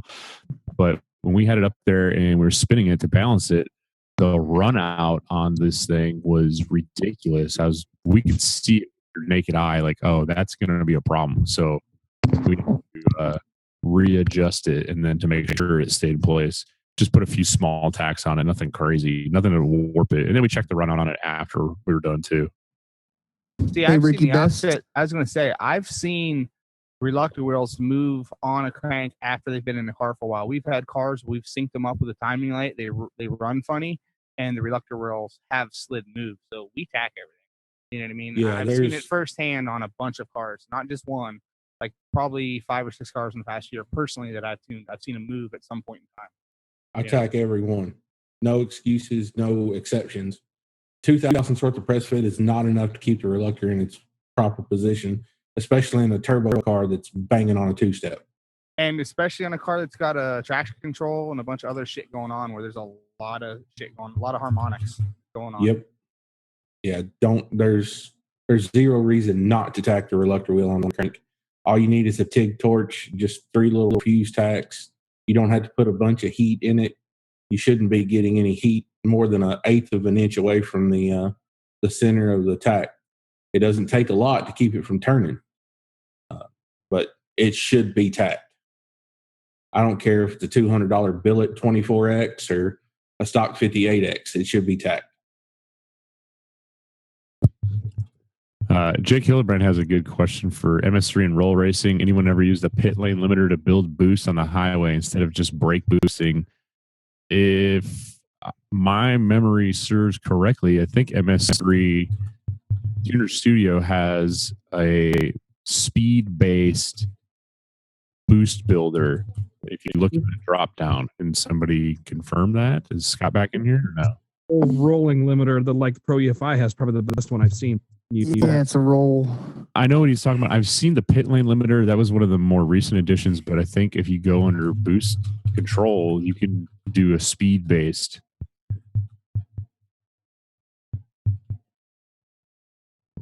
But I have no experience with messing with the pit limiter. Tyler Zippar, what is your favorite way to monitor for knock events? We use our ears and don't push it that hard when we use the dyno. We don't use knock sensors usually because they often don't work well once you start getting into big noisy valve trains and lumpy cams. They're designed for stock OEM, super quiet stuff.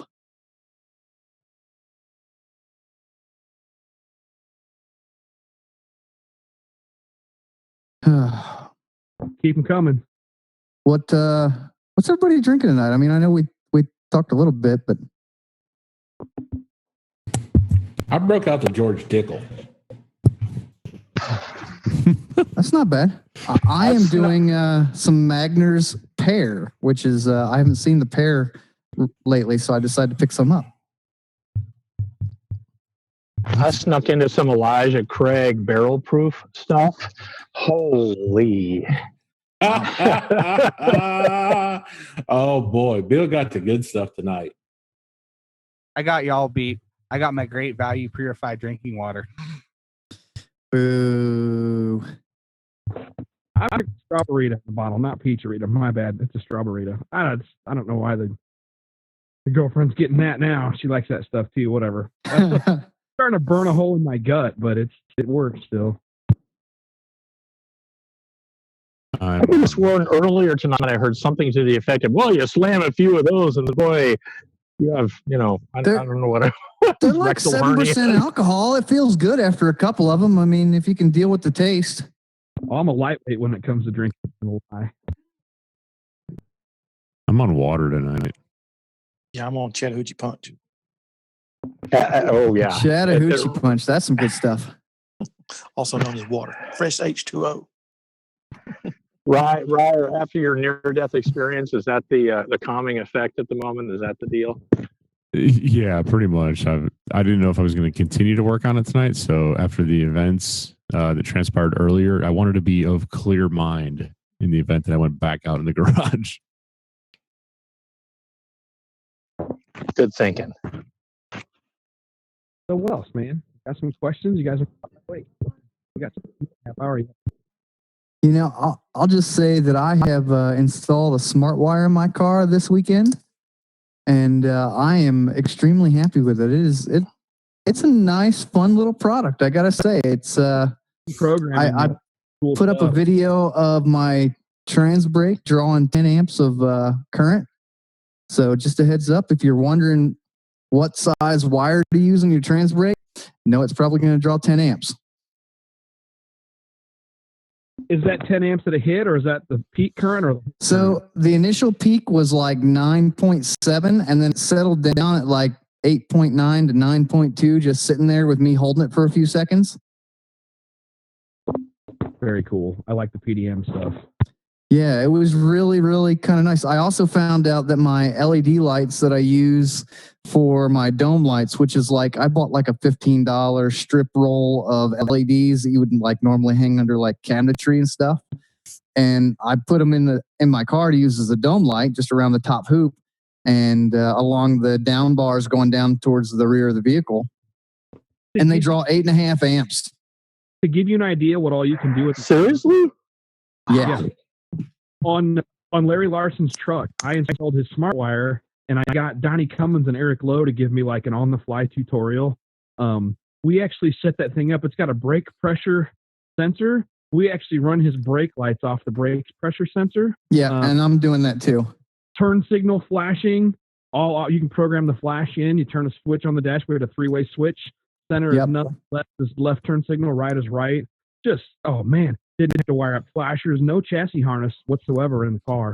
That's exactly why I bought it. Don't get me wrong, I had a great fuse box. I had Brian Black over at Racewire Solutions build me something years ago.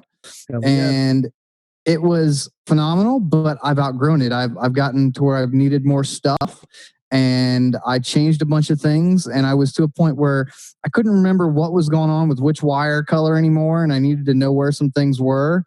And I said, okay, I guess it's time to upgrade because I need more stuff. So I guess I'll pull it all out while I'm going, and I'll rewire the car and go through and label everything. And that's what I've been doing, is just relabeling and re-going through it. And, you know, now I have the smart wire in there, and probably changing ECUs as well. So just shameless plug there. I'm selling a Holley with a screen and 3 gauges, not breaking it up. Now you're really going to piss Ricky Best off. He's hassling me via text. He's like, you're weak, man. You're ignoring me. I'm like, Ricky, I'm juggling a bunch of crap. I said hi to Ricky. Sorry, Ricky. I wanted him to get on the podcast, and he had to go to his kid's kindergarten graduation. I know. I totally want to get Ricky on here. Trying to get him on here.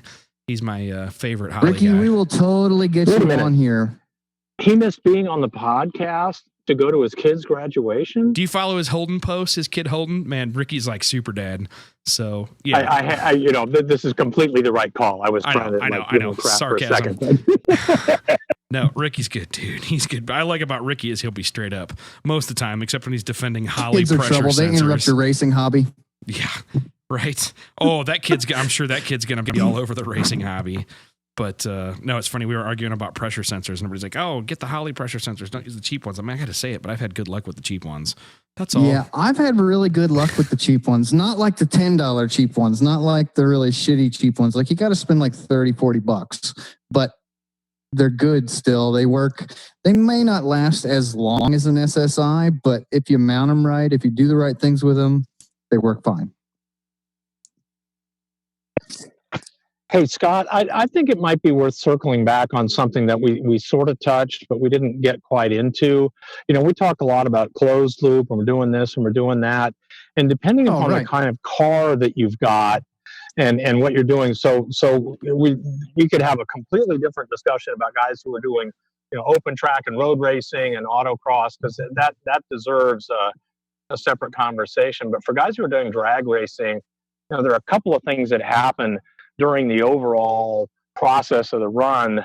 So you got to get the thing through the pit. So that's one set of behaviors that you want it to start and idle and be able to do that. And get on the trailer. You got to pull out and get on the trailer. Then you got to pull out of staging. And then the next thing you got to do is a burnout, which is light load, tons of RPM. And I must admit, I chased my tail for a while trying to deal with some pretty crazy readings. And again, I've got, 2 AFRs in the collectors, and about 8 inches after that are a set of dumps, so when I'm at the track, it's just open headers.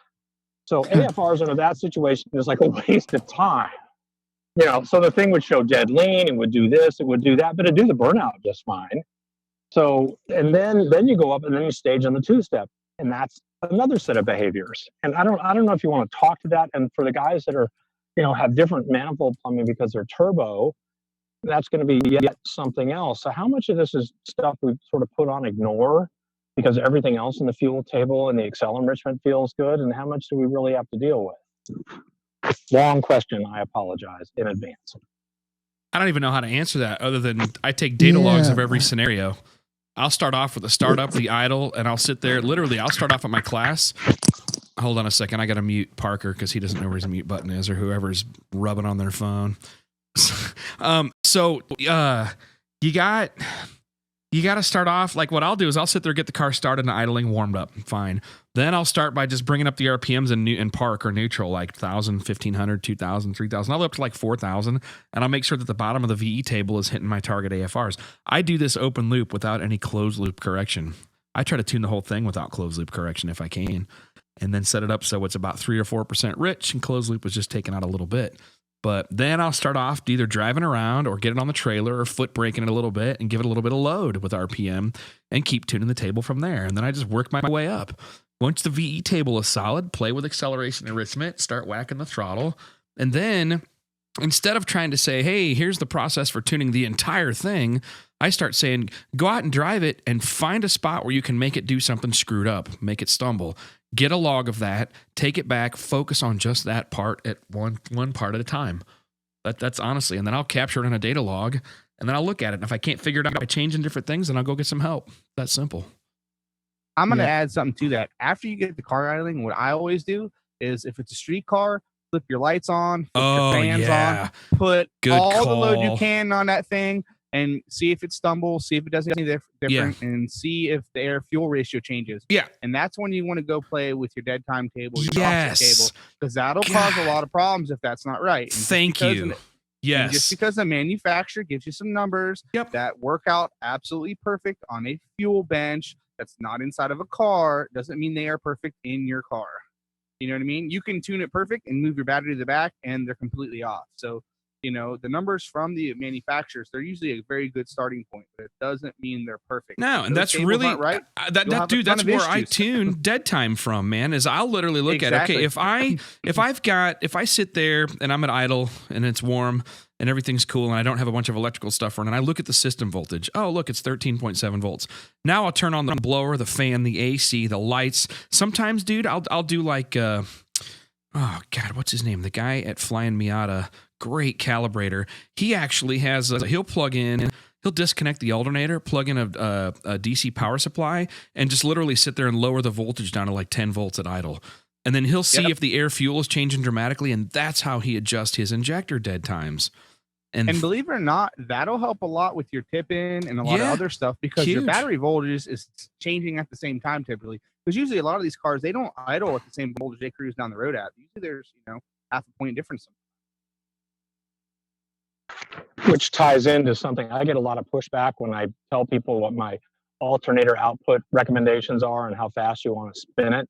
But I find, again, from a consistency standpoint, the extra, 4 ounces I invested in a higher output alternator, and then so that it keeps output at idle in gear, with all the lights on and all the pumps running and going down and dragging a trailer, again, for a drag week type thing, it makes life so much easier because I don't see the voltage variation. Andy Netherland asks a good question. Go ahead. Well, I was just going to say he says, any advice for working on a turbo car with a very short exhaust that is seeing extra O2 at idle? Yeah, dude, don't use your O2 at idle and don't run closed loop at idle. I never do. Never with a cam, never with a short exhaust. You literally want to tune your idle mixture. 3 feet of pipe. Yeah, you can add pipe, but honestly, dude, just tune it by feel like you would a carburetor. Lean the thing out till it stumbles, put a little bit back in, and then call that your base idle fuel and work off of there. something you can do if you're playing around with idle and your O2 doesn't read well and you don't know what to do. If you add fuel and the RPM picks up, that means, it was happy. It's happy. It's liking the fuel. Keep adding the fuel in until it quits picking up, or do the opposite. Keep pulling it out and put it somewhere in the middle. And that usually gets you really, really close. Yep. Rye's got you covered on that answer. What else? I'm watching Mixler. Facebook, I can't see too well. Whatever reason, Facebook sucks on my internet or on my browser. Doesn't keep. It's always a good chunk behind too. Yeah, I was trying to figure out where exactly I have to click to open it up so it's live with a live. Yeah. What the hell are you doing? He is loving on a dog and not muting his phone. So Fowler. Here's a great one. Alicia and Clint Dugan. Oh shit! I'm so sorry. We're so hammered. Been fighting low voltage issues at night. Finally changed the alternator pulley out to a 1/4 inch smaller pulley and boom, problem fixed. The one thing to be cautious of is when you spin the alternator up, when you're let's say 6,000 RPM, where it matters at wide open throttle, is if you spin that alternator too fast, suddenly you will not have any voltage. Yeah. So you got to be careful of how far you undersize that pulley, because you need to not spin that alternator in general. It's not all alternators, but a lot of them around 14,000 to 16,000 RPMs of alternator RPM. They start to fail. They start to not put out voltage In anymore. other words, pay attention to your alternator huge RPM. for that. Yes, Yep. that's huge. LSs are huge with that. Yeah. Yeah. So like my own personal alternator, because I'm crossing the line at 7,500 to 8,000 RPM, and my crank is like a 7.625 LS alternator previously, I had a 3.5 inch pulley on my alternator to slow it down to keep it under 16,000 RPMs at wide open throttle. I bought a beefier alternator that puts out more at idle to keep up, so I don't have to worry about undersizing it for idle. Yeah, I agree with that completely. And then that's also quality of alternator and what is the rated RPM, because the good alternators come with their own little alternator dyno sheet. And now you can look at pulley ratios and know how fast am I spinning it at any rational idle speed, and how fast am I spinning it when I go through the lights, at 8,000, which is right. what I do. So it's, all of that's got to weigh into it. And there's a huge difference between back it off the trailer race car and what you're doing with that, and these quote street cars. And that, and again, people get mad at me for suggesting slightly pricier alternators, but there's a reason. At the end of the day, that $250 or $300 alternator is really cheap. It makes your car run better. Yeah, right. But I got a $5,000 set of wheels. Exactly. Now, you know what I do on alternators, man? And this kind of helps the local alternator rebuilders. I'll buy an alternator, or recommend a racer buy an alternator through a guy that's a rebuilder, and he'll grumble about how the quality of these alternators suck. Then he'll charge me $75 to go through it, and that thing will be bulletproof for decades after that. Your local starter and alternator rebuilder guys are super good resources for this, and they'll tell you to check your RPMs both at idle and at wide open and see what you're actually spinning that alternator to. But that's some good points. Basically giving a master class tonight for free. Hope you all like this. Well, and this goes back to electrical system stuff, which goes all the way back to your power and ground, Scott, because I was curious about, going back to the very beginning of this conversation about TPS, and what is the pot scratchy? Do power and grounds affect what TPS output looks like? Going back to our, Sure. If you I have a webinar on this at RealTuners.com in the store. You can look for the power and grounds webinar, but basically, if you're power and grounds, if you have noise coupling, you can have noise coming through one of the outputs on the ECU that backs up into the power or ground side and changes or inhibits the ECU's ability to read things like 0 volts on the 5 volt reference. So if you've got a noise ripple coming back in on the grounds and the ground isn't 0 volts, but it's actually bouncing around 1 or 2 volts, that's the reference ground that the ECU uses to compare that 0 to 5 volt sensor. And that can screw that up. I'm not going to spend 3 hours on that, but I did on a webinar. Go just spend the $15 on the webinar or whatever and listen to the power and grounds thing. I get an email at least 3 a week, sometimes as many as 7 or 10. Just depends on off season. A lot of people listen to the webinars, but everybody's like, holy crap, I thought my car ran fine.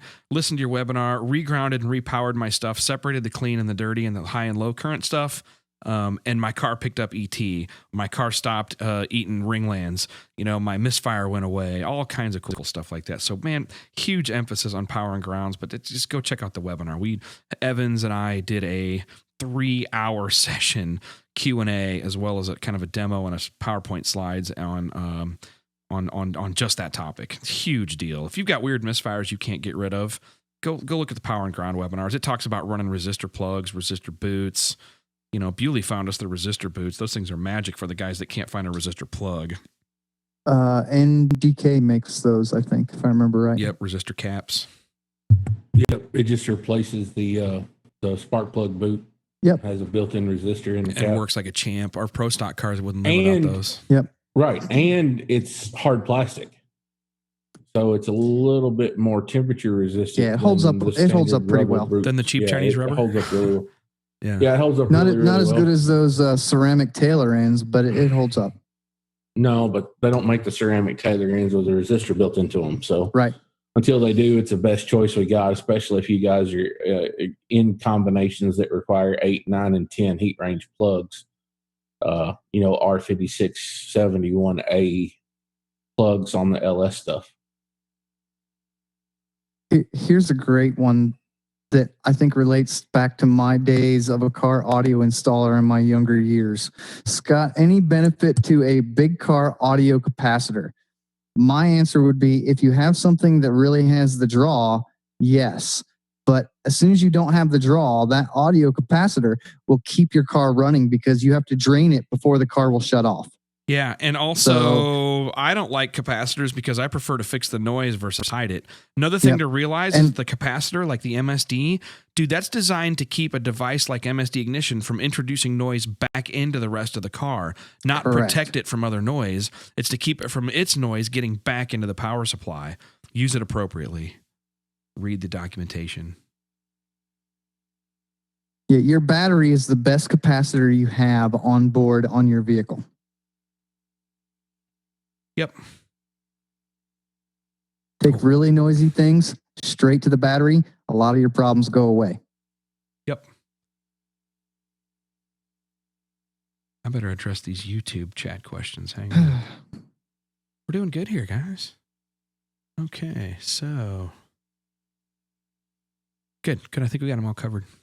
What else? Dudes, keep them coming. Man, we got a lot of people listening tonight. Big cam at idle. Rich, is there a point where you adjust injector timing and it takes power away? Maybe. Play with it. Yeah. I've noticed it fixes the smell sometimes if you play with injector timing at idle. Yeah, you can definitely change how the fumes are inside the car. If you have a wife or girlfriend complaining about how your cool hot rod makes her smell like gasoline, she doesn't want to ride in it for that reason, you can definitely fix that with injector timing. And it's at idle, it really won't matter too much for power because you're just idling. It may mean you have to play a little bit more with the timing or play a little bit more with cracking the throttle slightly further to keep it idling if you have to take out too much. But for the most part, there's such small pulse widths, just getting it at the right time cleans all that up. And a lot of times, you're at the right time because the air fuel ratio gets richer, which means it's burning the fuel that you have. So it's a pretty easy thing to do. You move it and it gets richer, you're going the right direction. Are you sure it shouldn't be leaner? If it's leaner, doesn't that show that there's less fuel left over in the exhaust? I don't know. I've had different results on that. I don't know. I'm just throwing that out there, but I'll tune it for maximum vacuum and RPM, and then it's just call that happy. The thing doesn't really apply because it's going to burn what it wants to burn at idle. That you can throw more fuel into it and keep throwing fuel in it, and it's going to constantly get richer. I mean, I've seen it go that way though. Like Tom says, adjust in the timing, and it changes the AFR. Yeah. Well, I'm talking about for the injection timing. The end of injection timing. Yes. Yeah. The phasing, I call that injector phasing. It's the relative. It's the position of the injection event relative to the intake valve. Yeah, I've seen sometimes they go leaner, sometimes they go richer, but I'll tune it for whatever makes it happiest, which makes the most torque, most RPM, and most manifold vacuum at idle. Typically, RPM is the right way. Yep. But I have seen it go both ways. It just goes to show you that there is no one rule for every single car. They're all you got to give it what it wants. A pro stocks car is different than a turbo car, which is different than this car. Yep. Pro stock sucks to tune those things. Yeah, the bigger the cam, the weirder they get. Yep. All right. What else? Or is it the bigger the cam, the weirder the owner? Never mind. I don't know, but Bewley's got some examples where too big a cam, he put smaller cams in motors and they picked up power. I thought that was pretty funny. Whenever I got something that's leaning over on VE at high RPM or more boost results in less volumetric efficiency, I always have him call Bewley. Be like, either tell him what's wrong or have him get you the right cam. Here, I think this is probably a pretty great one because it's a very wide question that we can answer on multiple levels all at once. While there are so many guys talking, how about also IATs during the run? At what point do you get scared that stuff is going to get hurt? And it very much depends on the fuel you're running because some fuels don't care at all and some fuels care a lot. You know, pump gas cares a lot what kind of IATs you get. You get too hot, you start hurting stuff. I stop at 180 Fahrenheit on pump gas. I hate it. Yeah. Yep. On C16, you can get real hot. I've melted IAT sensors and never had a problem. On alcohol, you kind of have the same thing. You've got a natural cooling effect from the alcohol. You can get pretty hot before you hurt You still lose power, though. We've proven in the classes, 3 different classes now, where we measured that every degree and a roughly 1,000 horse combo, every degree is worth 1.5 to 2 horsepower at the wheels that you can reduce that temp. And we're not saying temperature, horsepower difference for this question. We're strictly saying where are you going to start hurting stuff? So at that point, it becomes, I agree, 180 degrees for pump gas fuel that's really, really pushing it there. That's like, oh crap, I better pull over and let things cool down. And a lot of that depends on the combination. A 9-to-1 turbo motor is going to be different than a 13-to-1 turbo motor. Yeah. You know? Right. So it's just an overall combination. It's all about cylinder pressure. Yeah. And like I said, if you're running C16, 180 degrees at the stripe, not a problem. Alcohol, 180 degrees at the stripe, not a problem. Pump gas, getting there. 85, you're probably starting to get close. You probably need to start watching it a little bit. I don't usually like to go above about 200, 210 on E85. There you go. Keep them coming. Does any of that dependent on where the IAT sensor is located? Oh, absolutely. You have the results are going to get a bad reading. Yeah. The results depend, but the temperature is the temperature. So I don't like to get heat soaked. You know, I like to see something that's when the air's flowing, it's reading me a realistic number. Is there an optimum place for an IAT sensor? Yeah, throttle body right before the throttle, right before the air goes into the throttle. Or directly after if you have the proper place to put it, where the air hits it as it's going through the throttle body. Here's a question here. Can a blow-off valve being in front of a cooling fan cause idle issues? I'm assuming he has a blow-off valve that kind of hangs open a little bit at idle. I would think no if you're running on just a speed density, but if it's acting on a mass airflow sensor, then your blow-off valve is always blowing off. It's never sucking in air because when you have vacuum, it closes. The way it's designed is you hook a port up to your manifold. So if you're under vacuum, the valve closes. It can't pull in any external air. No. Mine hangs open at idle. It closes under boost. Yeah. Oh yeah, sorry, it's the other way around. Yeah, it opens in vacuum. Yeah. Sorry, I'm backwards. I'm thinking the wastegate. Something else. IndyCars never ran a blow off valve. Who needs those? Well, no, but so I don't. Turbulence. I mean, your map sensor located in the manifold. Turbulence isn't going to be affected. I mean, I can see it pulling in some warm air at that point and causing some weird things if your IAT sensor's in the wrong spot. But you're going to see it. If your IAT sensor is good, you're going to see it. Yeah. No, I don't think it's an issue. I'm going to leave it at that. Yeah, bad grounds will kill you. McConnell knows. He's been through all this. What's the right difference between the positive side of your supply and the negative? I don't understand the differential question. I was trying to back into something and be cute a little bit. I see this all the time. People will put, a double lot positive battery cable on and run it to the front and everything. 16 and grounds. And yeah. Right. Same size, coming and going. Yep. Whatever it takes, it wants to get back. So just know that you need it the same. So here's one, and I'm curious to see what your guys' take on this. A good air temp sensor that can be located below the injector and get a better real-time air temp reading of the air going in the port after fuel cooling. I don't know that there is a way to get that because you're still going to have wet fuel on the sensor, and you're never really going to get an accurate reading. You're going to get a false reading, yeah. Oh, I'm You 40 could degrees. go right above inlet the temps. injector. So that's people, you hear a lot of guys talk about, the air temperature drop going across a carburetor is insane, which, yeah, there is a good drop there. So is the pressure drop. The pressure drop is proportional to the temp drop, and you end up with about the same horsepower gain or loss. Yeah, that wet fuel laying on the sensor is going to throw your readings off. It's not accurate. It's the same as you stick your arm out the window when your arm is wet. It feels cooler. Well, the air going across your arm is still the same temperature. I've actually wet bulb syndrome, I think. Yes. We've actually taken on some of the stuff where somebody's putting a lot of methanol in a system in the piping system up front. They've actually we've tested going in with a small 90-degree piece of aluminum and building a shield for the IAT to keep the liquid from being able to land directly on the sensor. Yeah.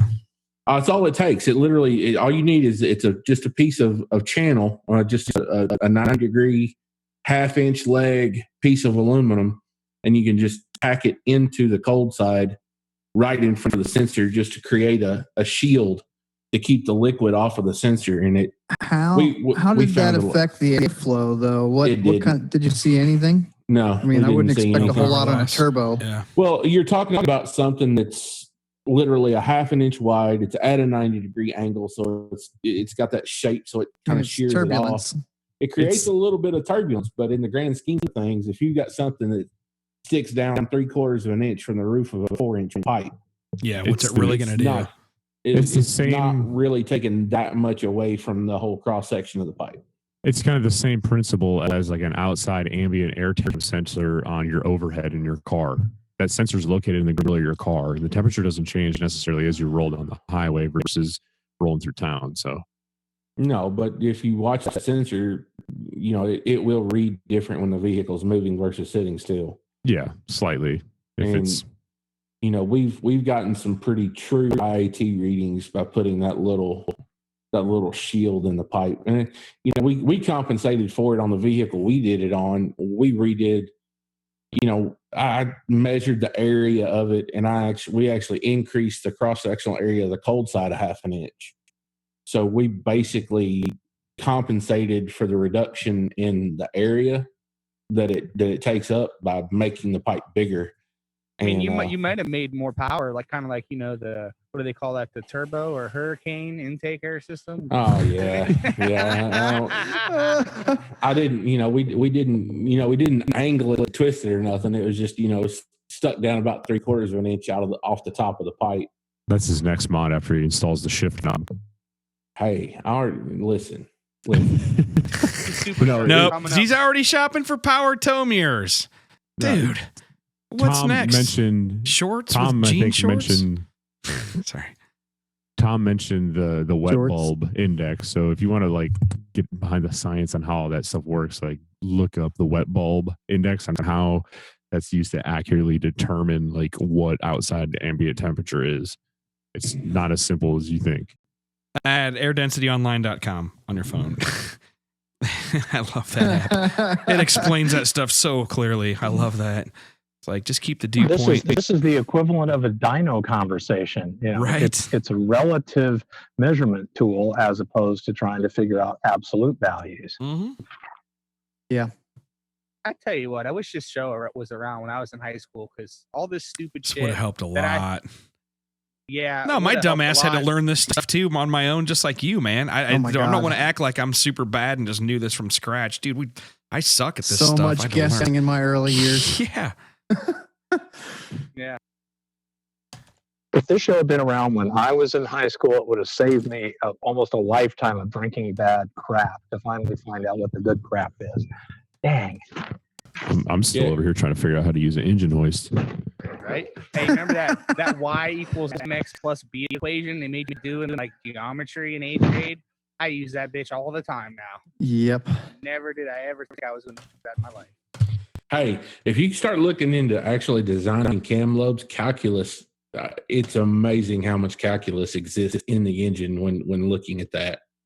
So, like, I'm thankful. I remembered like derivatives and graph plotting and all that stuff back from high school calculus. I'm really enjoying the fact that I remember a lot of that. Lucky you. I hate you. You know, first derivative, second derivative, velocity, jerk, acceleration. I mean, I had to get my TI-82 out a couple years ago, you know? Right. I mean, dude, I've been burning one up here lately. There's an online version of it. You don't even have to go buy one anymore. I'd want to play that little clip for the Monday guys, just so they could hear that. Oh my God. Hey, Scott Clark, I just noticed you mentioned the Holley table for injector timing has not worked well for you. I actually have a method that gets you a good starting point, and I'll have to try to post that somewhere. And I've just learned that you got to play with it and test it on an engine dyno. Maybe at idle you can feel your way around it, but you got to do you actually got to drive that stuff. There's a good point for people to start at, though, that does not involve using their calculate button. And I can I'll send you something to look at. Right. Something to maybe talk about on a future episode. Sure. Cool. Well, what else, man? We're almost about time to wrap it up. Thank you guys for listening. It's kind of like been one of our webinars. Pretty informative. I'm going to try and start doing more tech stuff. Seems to get people more interested. We'll have guests still. We'll keep doing that. But working on some guests for the year show. We're actually, the year show is going to be, like Bewley said, it's going to be while we're at the LSX versus the World Race. Kansas International Dragway 3 weekends from now, right, John?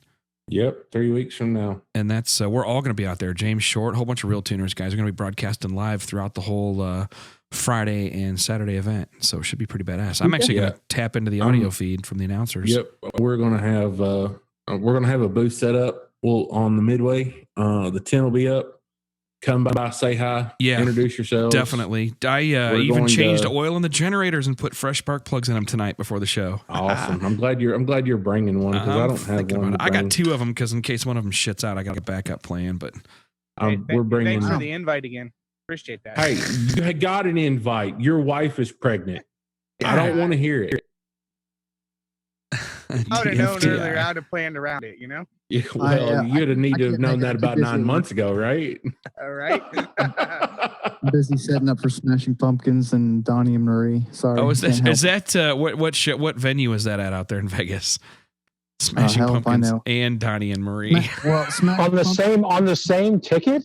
No. Smashing Pumpkins tour, and Donnie and Marie is at one of the local venues. You guys were setting up equipment for the Smashing Pumpkins thing when I was out there a couple of weeks ago. You were starting to get stuff in and get ready for that. It's like full tilt. I wish we could do like a tour through that facility. I don't know. I'm just an audio nerd. So Scott took me on a tour through VER where he works, and oh my God, it's so awesome if you're an audio geek. The front of house guy, I've known him for a while. Really cool cat, and the band has requested to use an old XL4 console, which is an analog console, which is like right.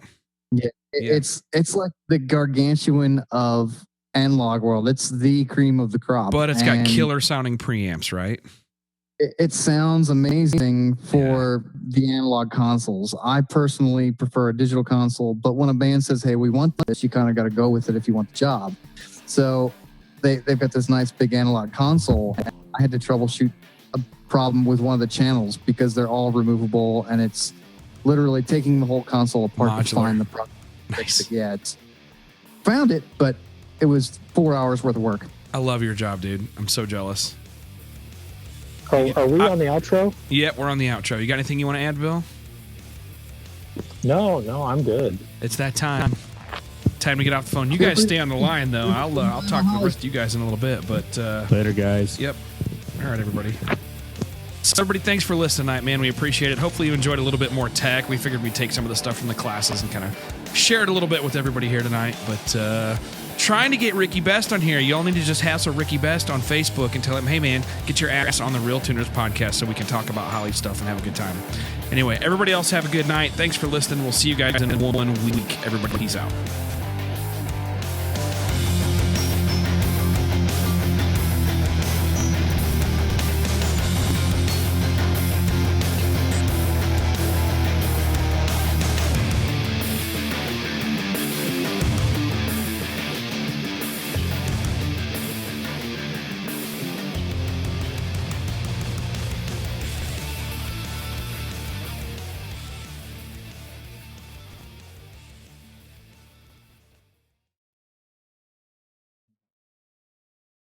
And we're clear.